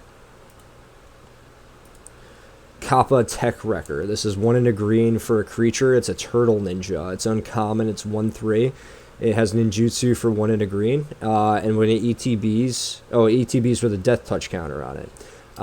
Whenever it deals combat damage to a player, you may remove a death touch counter from it. When you do, exile target artifact or an enchantment that player controls. So this is sick. This thing not only works as a modified creature because it comes in with a death touch counter on it. This, when it hits, can like eliminate whatever enchantment or artifact they have, which if they're playing normal enchantments or artifacts is already a good deal. But I mean, it also can just like kill their creatures. Like if they have enchantment creatures or artifact creatures, which a lot of the creatures in the set are, this can just kill them too. So this card's great. I'm in. I love this card. Turtle Ninja. Turtle Ninja, not Ninja Turtle. There's a big difference, guys. Alright, Master's Rebuke. This is 1 and a green for an instant. It's common. Target creature you control deals damage equal to its power to target creature or planeswalker you don't control. Yep, good enough. This card always works. In green, it's usually pretty good. Like, your creatures are usually bigger than theirs. Instant speed, create some blowouts. Get through for some attacks. You know how this goes. It's a good card. Premium green removal. Orochi Merge Keeper. This is 1 and a green for a creature snake druid. It's uncommon. It's a 1/1. You can tap it to add green. As long as it is modified, it has tap to add green. So you're probably not going to be slapping counters and stuff on this. If it gets one passively, then it, becomes like a nice ramper. But, I mean, you play this card no matter what. It's like, a little bit worse Llanowar Elves with a little bit of upside. So you always play this card. 2 mana Dork is always good. Like, this is always going to be a good card. It's uncommon this time, so that kind of sucks. But, you take this card in your green ramp decks all day. Roaring Earth, 1 and a green for an enchantment. It's uncommon. Whenever a land enters the battlefield under your control, put a +1/+1 counter on target creature or vehicle you control. Yeah, I mean, pretty good. And then if you draw this late, you can channel it for X green, discard it, put X +1/+1 counters on target land you control. It becomes a 0/0 green spirit creature with haste. It's still a land. Yeah, fantastic card. I mean, you play this on turn 2, and then every land you play, you're just going to be, buffing your creatures to hell. And then if you draw it late and it's not that good anymore, you just discard it and you get pretty much just like a big creature out of one of your lands. So, powerful card. I take that early. Spinning Wheel Kick. XX green for a sorcery. Uncommon. Target creature you control deals damage equal to its power to each of X target creatures and or planeswalkers. So, I mean, the upside is there, right? Like, if you have 6 mana, so you pay 2... So you play 2/2 green, so 6 mana total, then you could kill 2 other things. That's pretty much as good as you're going to get with this. Maybe eventually at some point you get to 3, and then you could kill 3 other things. But, like, for the most part, you probably want to play this at 2, is where the value spike is going to be. Which is definitely good, don't get me wrong, but like for 6 mana, they probably have more than 2 things on the board. It might not like end them to get 2 of the things taken out. There's also no guarantee that you have a creature that's big enough to do that to them. This is worse than it looks, but it is fine. I'll definitely play one probably in like a big green deck. It's good enough to play. Bearer of Memory. This is 2 green for an enchantment creature, human monk. It's common. It's a 3/2. You could pay 5 and a green to put a +1/+1 counter on target enchantment creature. It gains trample until end of turn. So a little behind on stats. 3/2 for 3, mediocre, and then 6 mana to put a +1/+1 counter on an enchantment creature specifically. So you could put it on itself. It just gets it until end of turn. Just gets trample until end of turn. Doesn't get like a counter or something. It does modify the creature. I don't know. Again, I think this is worse than it looks. It's probably fine. Like, it's an okay 3-drop, but it's not anything crazy. I wouldn't be picking it early. Careful Cultivation. 2 and a green for an enchantment aura at common. Enchant artifact or creature. As long as enchanted permanent is a creature, it gets +1/+3 and has reach and tap to add green. Okay. You can also discard this card to channel and create a 1/1 green human monk creature token with tap to add green. Okay, so this card's good. Like, there's no downside to playing this. You can just worst case is probably better. Like, I think just like discarding this, making a 1/1 Land of War Elves is probably better. Than like casting the actual ability. Because, I don't know. I guess it gives you some versatility. This card's pretty good. Like, there's enough going on here that I think it's fine. Like, late game, you want to cast the just actual spell and get like a big beefy reach guy. And then early game, you probably want to channel it and just get a 1/1 mana dork. Fade into Antiquity. This is 2 and a green for a sorcery at common. Exile target artifact or enchantment. This is going to be main deckable.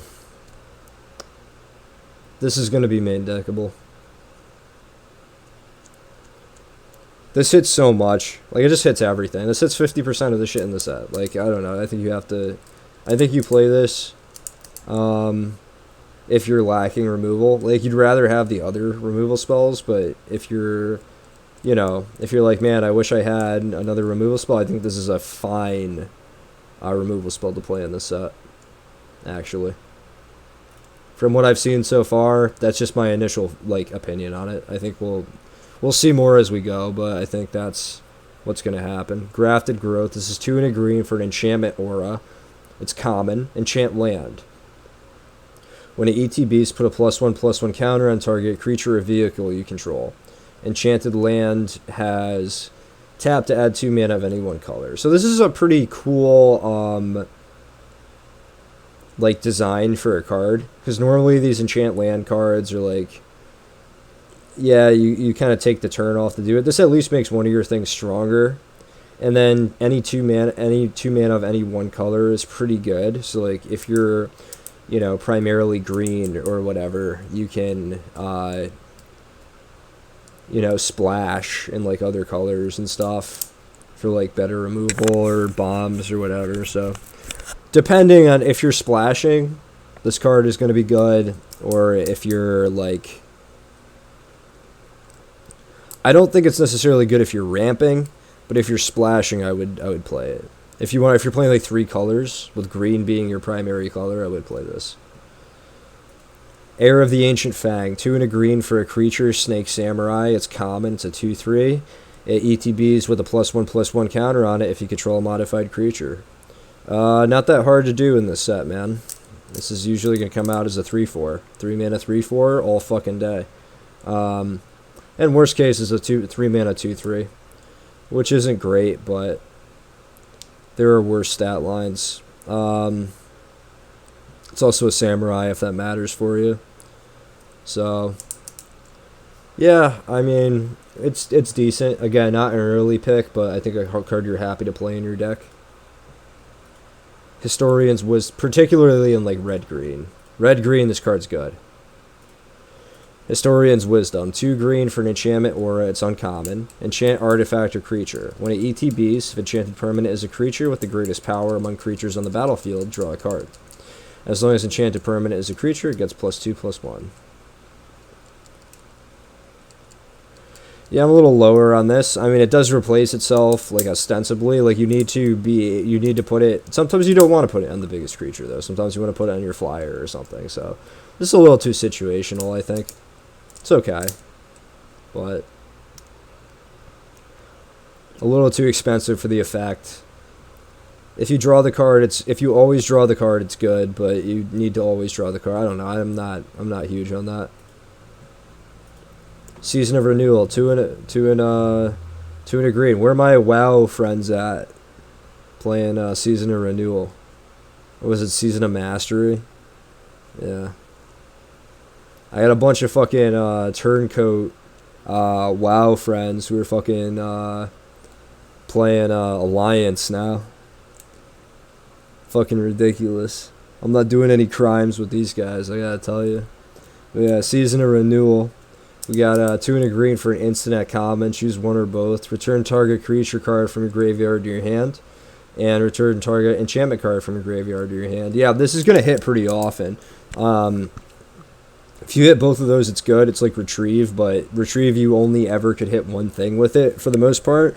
Like, this actually lets you get 2 things. And it's instant, which is good. So if you're playing like green-blue, you can leave up counter spells and then do it. This is going to make a lot of decks. I would be more inclined to play this in green-blue, but there's probably some applications in a lot of decks here. Like green-black, I could see this too. But this is better than average for a card like this, I would say. Story Weave. 2 and a green for an instant and uncommon. Choose one. Put 2+1/+1 counters on target creature you control. Or put 2 lore counters on the target saga you control. Next time 1 or more enchantment creatures enter the battlefield under your control this turn, each enters with 2 additional +1/+1 counters on it. Yeah, this is a little fancy. 3 mana for 2 +1/+1 counters isn't that good. And this lore thing, I don't know. Like there's probably some synergy that I'm too tired to figure out how to put that one together, but I don't think so, guys. I don't think so. If you can prove it to me, please do, but I don't see myself playing this card, at least early. We'll go back to it. What we got? Web Spinner Cuff. This is 2 and a green for an artifact creature. Equipment Spider. It's uncommon. It's a 1/4. It has reach. Equipped creature gets +1/+4 and has reach. Reconfigure for 4. Yeah, I mean, good card. This kind of does the job by itself, and then when it's not big enough to do it anymore, you slap it on your biggest creature, and now you have a fucking gigantic reach guy. Yeah, this will make the cut. Love it. Also modifies anything it's attached to, which is pretty good. Alright, 3 and a green. Boseiju reaches skyward. Saga at uncommon. Search your library for up to 2 basic forest cards, reveal them, put them into your hand, then shuffle. 2, put 1 target land card from your graveyard on top of your library. Oof, that's brutal. Up to 1, though, so you don't have to do it. And then 3, exile it, return it, and it's Branch of Boseiju, which is enchantment creature plant, my favorite creature type. It has reach. It gets +1/+1 for each land you control. Okay, so you're pretty much paying out 4 mana to get a couple, like, put at least 2 lands, more lands in your hand.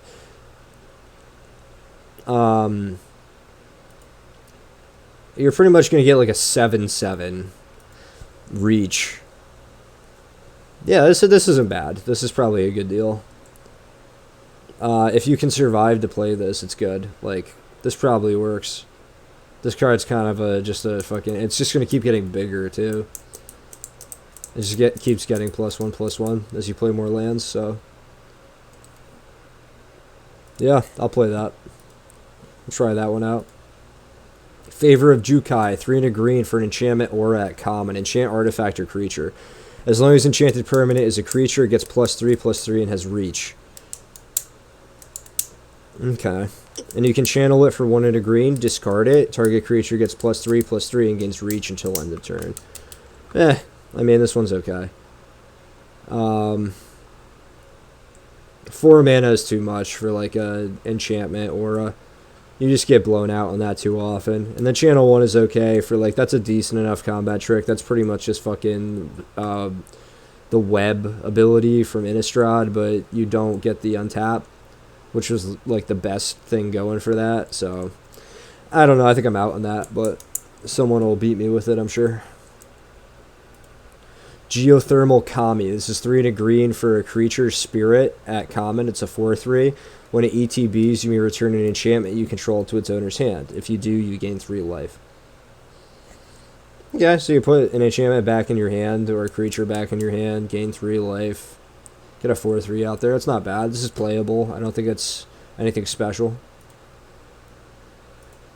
Harmonious Emergence is 3 and a green for an enchantment aura. It's common. Enchant land you control. Enchanted land is a 4/5 green spirit creature with vigilance and haste. It's still a land. If enchanted land would be destroyed, instead sacrifice this, and land gains indestructible end of turn. So this is the same thing as the red one.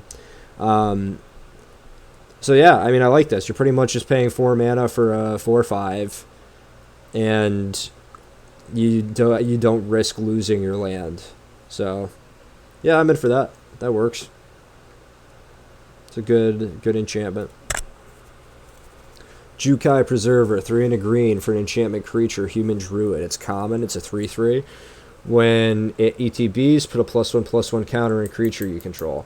Channel for 2 and a green. Discard it. Put a +1/+1 counter of each of up to 2 target creatures you control. So pretty good. For 3 mana, you could put out some counters, and if you just play it normally, you get a 3/3 and you get a counter. So 4/4 with the stats for 4, not bad. I mean, could be better, but it's an enchantment creature, so that matters. We got some synergy going on here. This will make enchantment decks. A lot of green decks will want this card. Blossom Prancer, 3 green for a creature spirit. It's uncommon. It's a 4/4. It has reach. When it ETBs, look at the top 5 cards of your library. You may reveal a creature or enchantment from among them and put it into your hand. Put the rest in the bottom of your library in a random order. If you didn't put a card into your hand this way, you gain 4 life. So you get no like downside here. Even if you miss, you gain 4, which sometimes you might want to do. You just put everything back if there's no good creature or enchantment you want, and then you just gain 4 and keep yourself alive. It's okay. 5 mana 4/4 reach is not bad to begin with, and you get like to pretty much tutor up a card. I'm in for this. This is a strong. Also very cool looking card. Let's go Ryan Yi. Tales of Master Sashiro. This is 4 and a green for a saga at common. First step, put a +1/+1 counter on target creature or vehicle you control against vigilance until end of turn. You can do that twice. Then you exile it and return it. It comes back as Sashiro's Living Legacy, enchantment creature, snake warrior with vigilance and haste. Not bad. It's a 5/5, by the way. I like this. Again, good top end. If I'm playing like red-green or something, this seems like a card I'd be really into. You just put +1/+1 counters on stuff that you want to kind of go over the top with, and then you bring it back. Like a 5/5 Vigilance Haste is a fucking beater. Like, that's pretty good. I'm in for it. That looks good to me.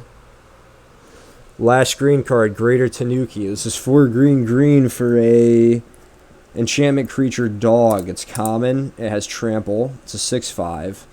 You can also channel it for 2 and a green. Discard it. Search your library for a basic land card. Put it into the battlefield tapped and shuffle. So this card's pretty good, man. I mean, this is 6 mana 6/5 trample isn't the best stat line in the world, but the fact that you can discard it early to go like dig something up so you hit your 4 is like pretty good.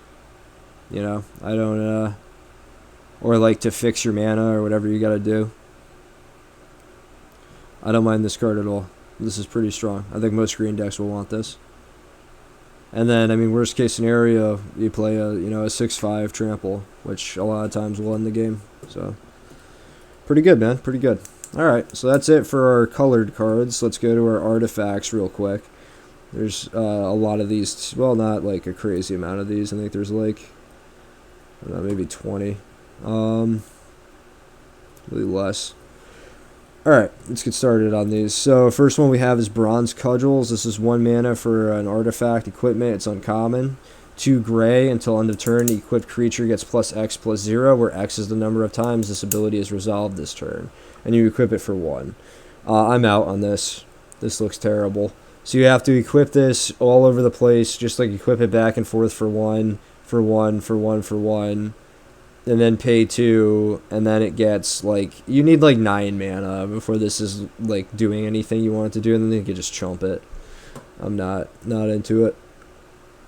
Iron Apprentice, 1 gray mana for an artifact creature construct. It's common, it's a 0/0. It ETBs with a +1/+1 counter on it. When it dies, if it had counters on it, put those counters on target creature you control. Actually, quite good. This comes in as a 1/1, does its job as a 1/1. Maybe it gets in there for a turn, then it chumps or trades with a ninja or something, and then puts the counter on something else. I like this card just fine. That'll go in most decks. Good enough. And it's an artifact creature, which matters. Ninja's Kunai. This is 1 gray mana for an artifact equipment. It's common. Equipped creature has pay 1 gray and tap, sacrifice it, deals 3 damage to any target, and equip for 1. So you're paying like 5. No, you're paying 3 mana and tapping your creature to like deal 3 to any target though. So you could go to face. This card will probably play. This card will probably be fine. Some of these end up being better than they look. This one I think actually is. Like, you're gonna like throw this at your opponent and win some games with that, or like kill their flyer or something. There's some stuff you could do with this. It's not like terribly inefficient. Like 3 mana to deal 3 is not bad. I forget what set we had the card that did that, but it ended up being pretty good. Oh, the Silver Bolt or whatever. Yeah. You just have to tap your creature is the only difference, which is a cost, but Automated Artificer. This is 2 gray for an artifact creature, Artificer. It's common. It's a 1/3. You tap it to add gray. Spend this mana only to activate an ability or cast an artifact spell. I mean, if you're really... I wouldn't take this early, but if you're really in on artifacts, this could get some value for you, for sure. It's also a 1/3, which isn't a bad stat line for the set, it doesn't look like. You can stifle some early aggression, get a little mana in on your stuff, so I could see it. Containment Construct, 2 gray mana for an artifact creature construct. It's uncommon. It's a 2/1. Whenever you discard a card, you may exile that card from your graveyard. If you do, you may play that card this turn. So I guess if you're in a super heavy channel deck that's like green-blue or something like that, like green-black maybe, you might have some use for this card, but usually you're channeling because you like don't want to play. Maybe this is better in ninjas actually, because if you have this on the field and then you hit like the looter ninja, there's like a lot of those cards that want to like loot and stuff. If you're in like a looting deck, and then you can like get the card and like discard the card and like just play it that turn and get the extra value and like go up cards. I can see it. I don't know. I don't think this card is going to be that great, but it's going to have applications. Ecologist Terrarium. This is 2 gray mana for an artifact at common. When it ETBs, you may search your library for a basic land card, reveal it, put it into your hand, then shuffle. You can pay 2, tap it, and sack it to put a +1/+1 counter on target creature. Activate only as a sorcery. So you're paying 4 mana to go fetch a land and get a +1/+1 counter. I don't think so. I don't think so. Maybe if you really need to do those things, but I don't. My inclination is that that's not going to be that good. That's going to be too slow. High speed hover bike, 2 gray mana for an artifact vehicle at uncommon. It's a 2/2. It has flash and flying.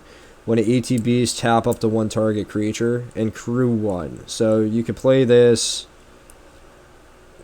tap something and then crew it and block with it or something. I don't know. Maybe. I don't think it's that good, but it is a vehicle. And, like, if you have vehicles, so like in white-blue, I'd probably play it just because you have so much vehicle synergy and, like, ways to crew them for cheap. Papercraft Decoy is 2 gray mana for an artifact creature, frog. It's common. When it leaves the battlefield, you may pay... it's a 2/1, sorry. When it leaves the battlefield, you may pay 2. If you do, draw a card. Yeah, I don't like this. This is worse than, like, Spore Crawler by quite a bit. Like, you have to... So you pay the 2 up front for the 2/1. Like, that's good. Like, maybe it gets in there or trades for something. But then you have to have the mana up. Or you just had a 2 mana 2/1. I don't know. If you really care about artifacts, it could be a fine playable, but I don't think anyone's going to be there. Like, I think you could do better than this card. Patchwork Automaton is 2 gray mana for an artifact creature construct. It's uncommon. It's a 1/1. It has word 2. Whenever you cast an artifact spell, put a +1/+1 counter on it. Yeah, this could work. This could work. 2 mana for a 1/1 with word 2 is already good. That's already kind of annoying. And then it just gets bigger as the game goes on. If you're in, like, red-blue or something, and you're just casting hella fucking artifact spells, and this thing's just getting huge, I could see it. I could see it. Brute Suit. 3 gray mana for an artifact vehicle. It's common. It has vigilance. It has crew 1. And it's a 4/3. That's not bad, man. I mean, 4/3 vigilance crew 1 is not bad. 3 mana to play it. I don't know. Again, probably depends on if you care about vehicles, but if you do, this is a pretty cheap vehicle to get. That's not bad at all. It's a 4/3, man. Circuit Mender, 3 gray mana for an artifact creature insect. It's uncommon. When it ETBs, you gain 2 life, and when it leaves the battlefield, draw a card. Oh, it's a 3 mana 2/3, by the way. This is a dark horse for my favorite card in the set, just off the initial, like, you know, stuff. It's an artifact creature, so it hits all those synergies. And also, this is just a really good 3-drop. Like, you play this as a 2/3, it, like, does its job as a 2/3, gains you 2 when it comes in, and then it dies, and it's also when it leaves the battlefield, so it doesn't even matter how it leaves the battlefield, but it leaves the battlefield, you draw a card. You can bounce it back to your hand and draw a card. Like, play it again, get 2 life, bounce it again, draw a card. Like, this card's gonna be good. I like it. I'm glad it's uncommon. But really cool design for a card. Like it. Network Terminal, 3 gray for an artifact. It's common. You could tap it to add 1 mana of any color. Pay 1 and tap another untapped artifact you control. Draw a card, then discard a card so you can loot with it. I mean, if you really need the mana fixing, it's a mana fixer. I mean, like, once in a while you might want to loot, but it's okay. I don't know. I'm not going to play it unless I, like, am desperate for mana fixing. Rito Sentinel. This is 3 gray for an artifact creature construct. It's uncommon. It has Defender. It's a 3/3. When it ETBs, target player mills 3 cards. And then you can pay 3 and put target card from a graveyard on the bottom of its owner's library. So I guess you could use this to fuck with their graveyard so they can't, like, get stuff back. I don't know. I'm not really in for this. This looks bad to me. Runaway Trash Bot. Here we go. 3 gray mana for an artifact creature construct. It's uncommon. It's an 0/4. It has Trample. And it gets +1/+0 for each artifact and or enchantment in your graveyard. Kind of interesting. I mean, if you have lots of artifacts and enchantments in your deck, this is certainly playable. A 0/4 is not, like, the worst thing. That'll gum up the board a little bit anyway, and then maybe later in the game its attacks is like a 4/4 or something. It's also a really cool looking card. Fucking I'm a fan. Searchlight Companion, 3 gray mana for an artifact creature drone. It's common. It's a 1/1. It has flying. When it ETBs, create a 1/1 colorless spirit creature token. You know, not bad, man. I don't know. Like, you get... This is pretty much what people were trying to convince me was good about Brian Comer. They're like, you could play 3 mana for a 1/1 and get a 1/1 flyer. And then, like, Brian Comer had more upside than that, obviously. But this isn't a terrible deal. If you care about the artifact, if you want, like, tokens, you know, you could consider playing this. I wouldn't be excited about it. It's not an early pick, clearly. Dramatist Puppet. This is 4 gray mana for an artifact creature construct. It's common. It's a 2/4. When it ETBs, for each kind of counter on target permanent, put another counter of that kind on it, or remove one from it. Okay, kind of cool. So you can take off, like, counters from the enemy's things, or put additional counters on your stuff. You know, that's kind of sweet. You could, like, strip counters off your opponents, or buff your own creatures. There could be some applications for this. I wouldn't play it unless I knew I was going to be, like, getting lots of counters on my stuff, but if I knew I was going to get lots of counters on my stuff, this isn't a bad card. It's a 2/4 for 4. I mean... Tawashi Guidebot, 4 gray mana, ETB, put a +1/+1 counter on target creature you control. Oh, it's an artifact creature construct and uncommon, by the way. Sorry, it's a 2/1. You can also pay 4 and tap to draw a card. This costs 1 less to activate for each modified creature you control. Uh-oh.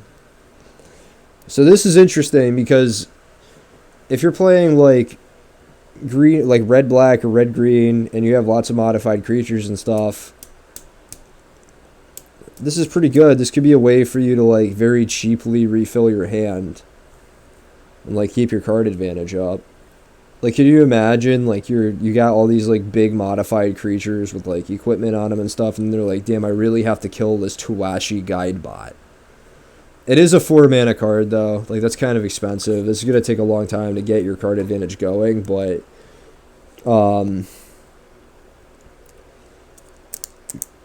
yeah, I mean, it might be a little slow. And you need to have the modify. You can't just pay 4 to draw a card. That's not going to be that good. I mean, I guess it could be worse. Maybe, like, green-blue is the place for this or something. Like in a slow deck. Not sure. This is a card I'm not sure about. Keep me updated on Tawashi Guidebot. I want to see what you guys have to say about that. Okay, a few more. Shrine Steward, 5 gray mana, artifact creature construct at common. It's a 3/2. When it ETBs, you may search your library for an aura or shrine card. Reveal it, put it into your hand, then shuffle. Yeah, if I had good auras or shrines, I would play this. And just tutors them up for free. That's pretty good.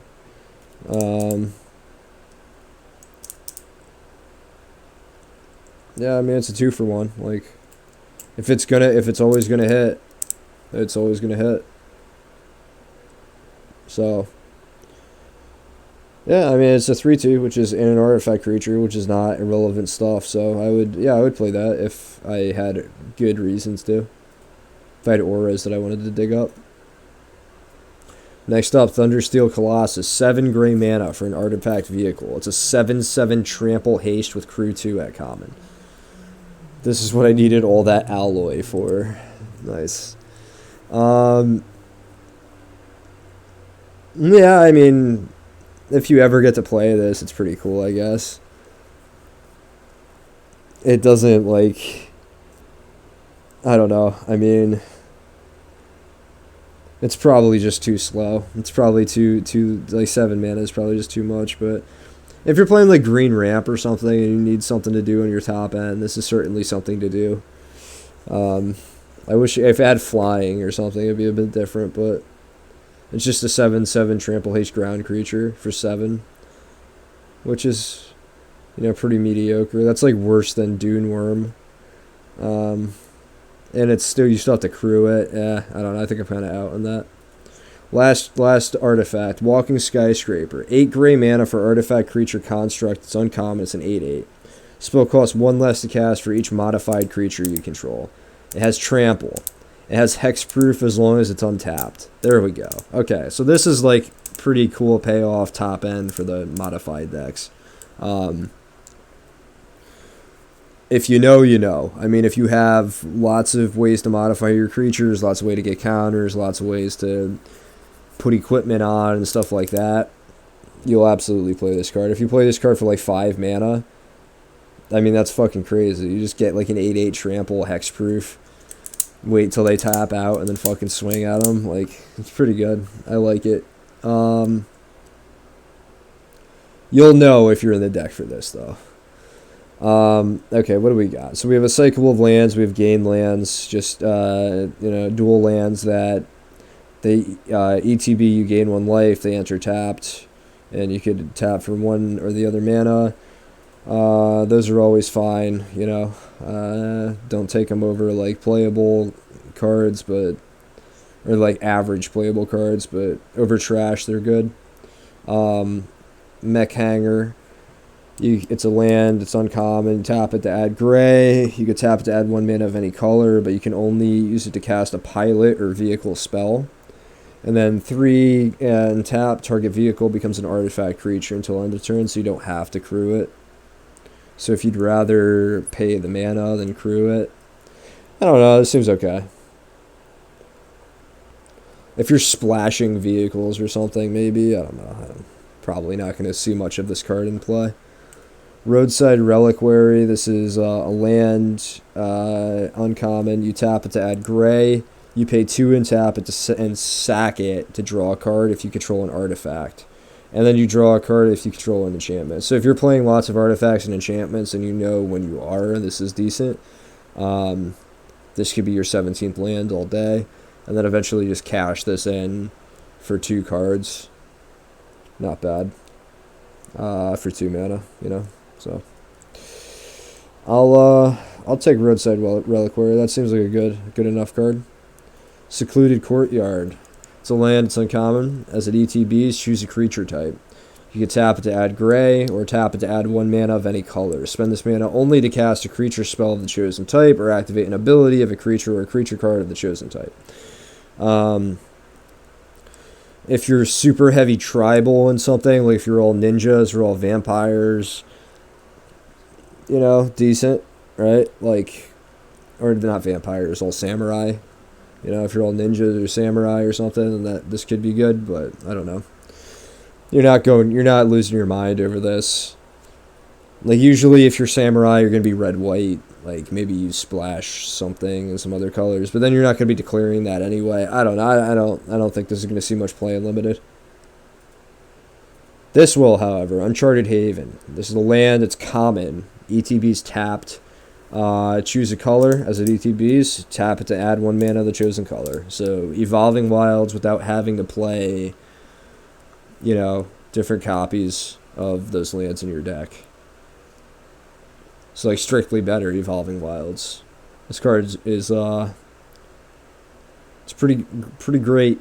It's just whatever mana you need it to be at the time you cast it, or the time you play it.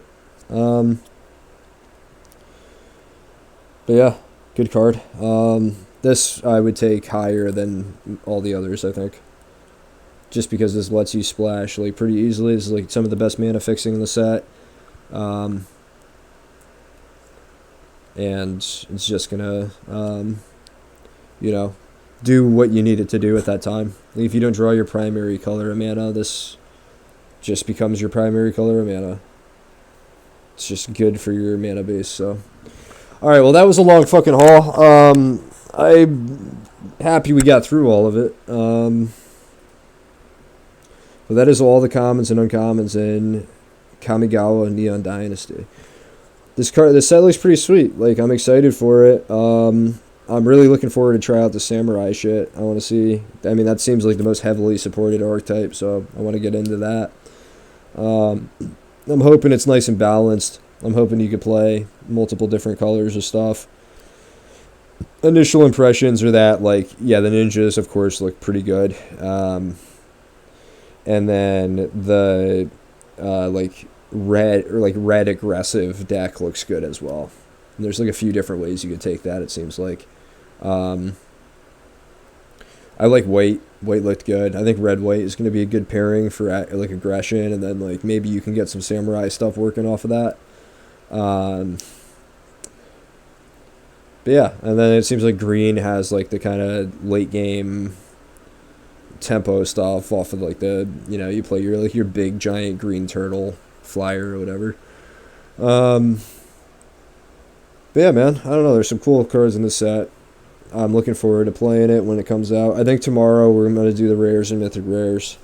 I gotta take a break now, go eat some food and fucking watch Attack on Titan and shit. But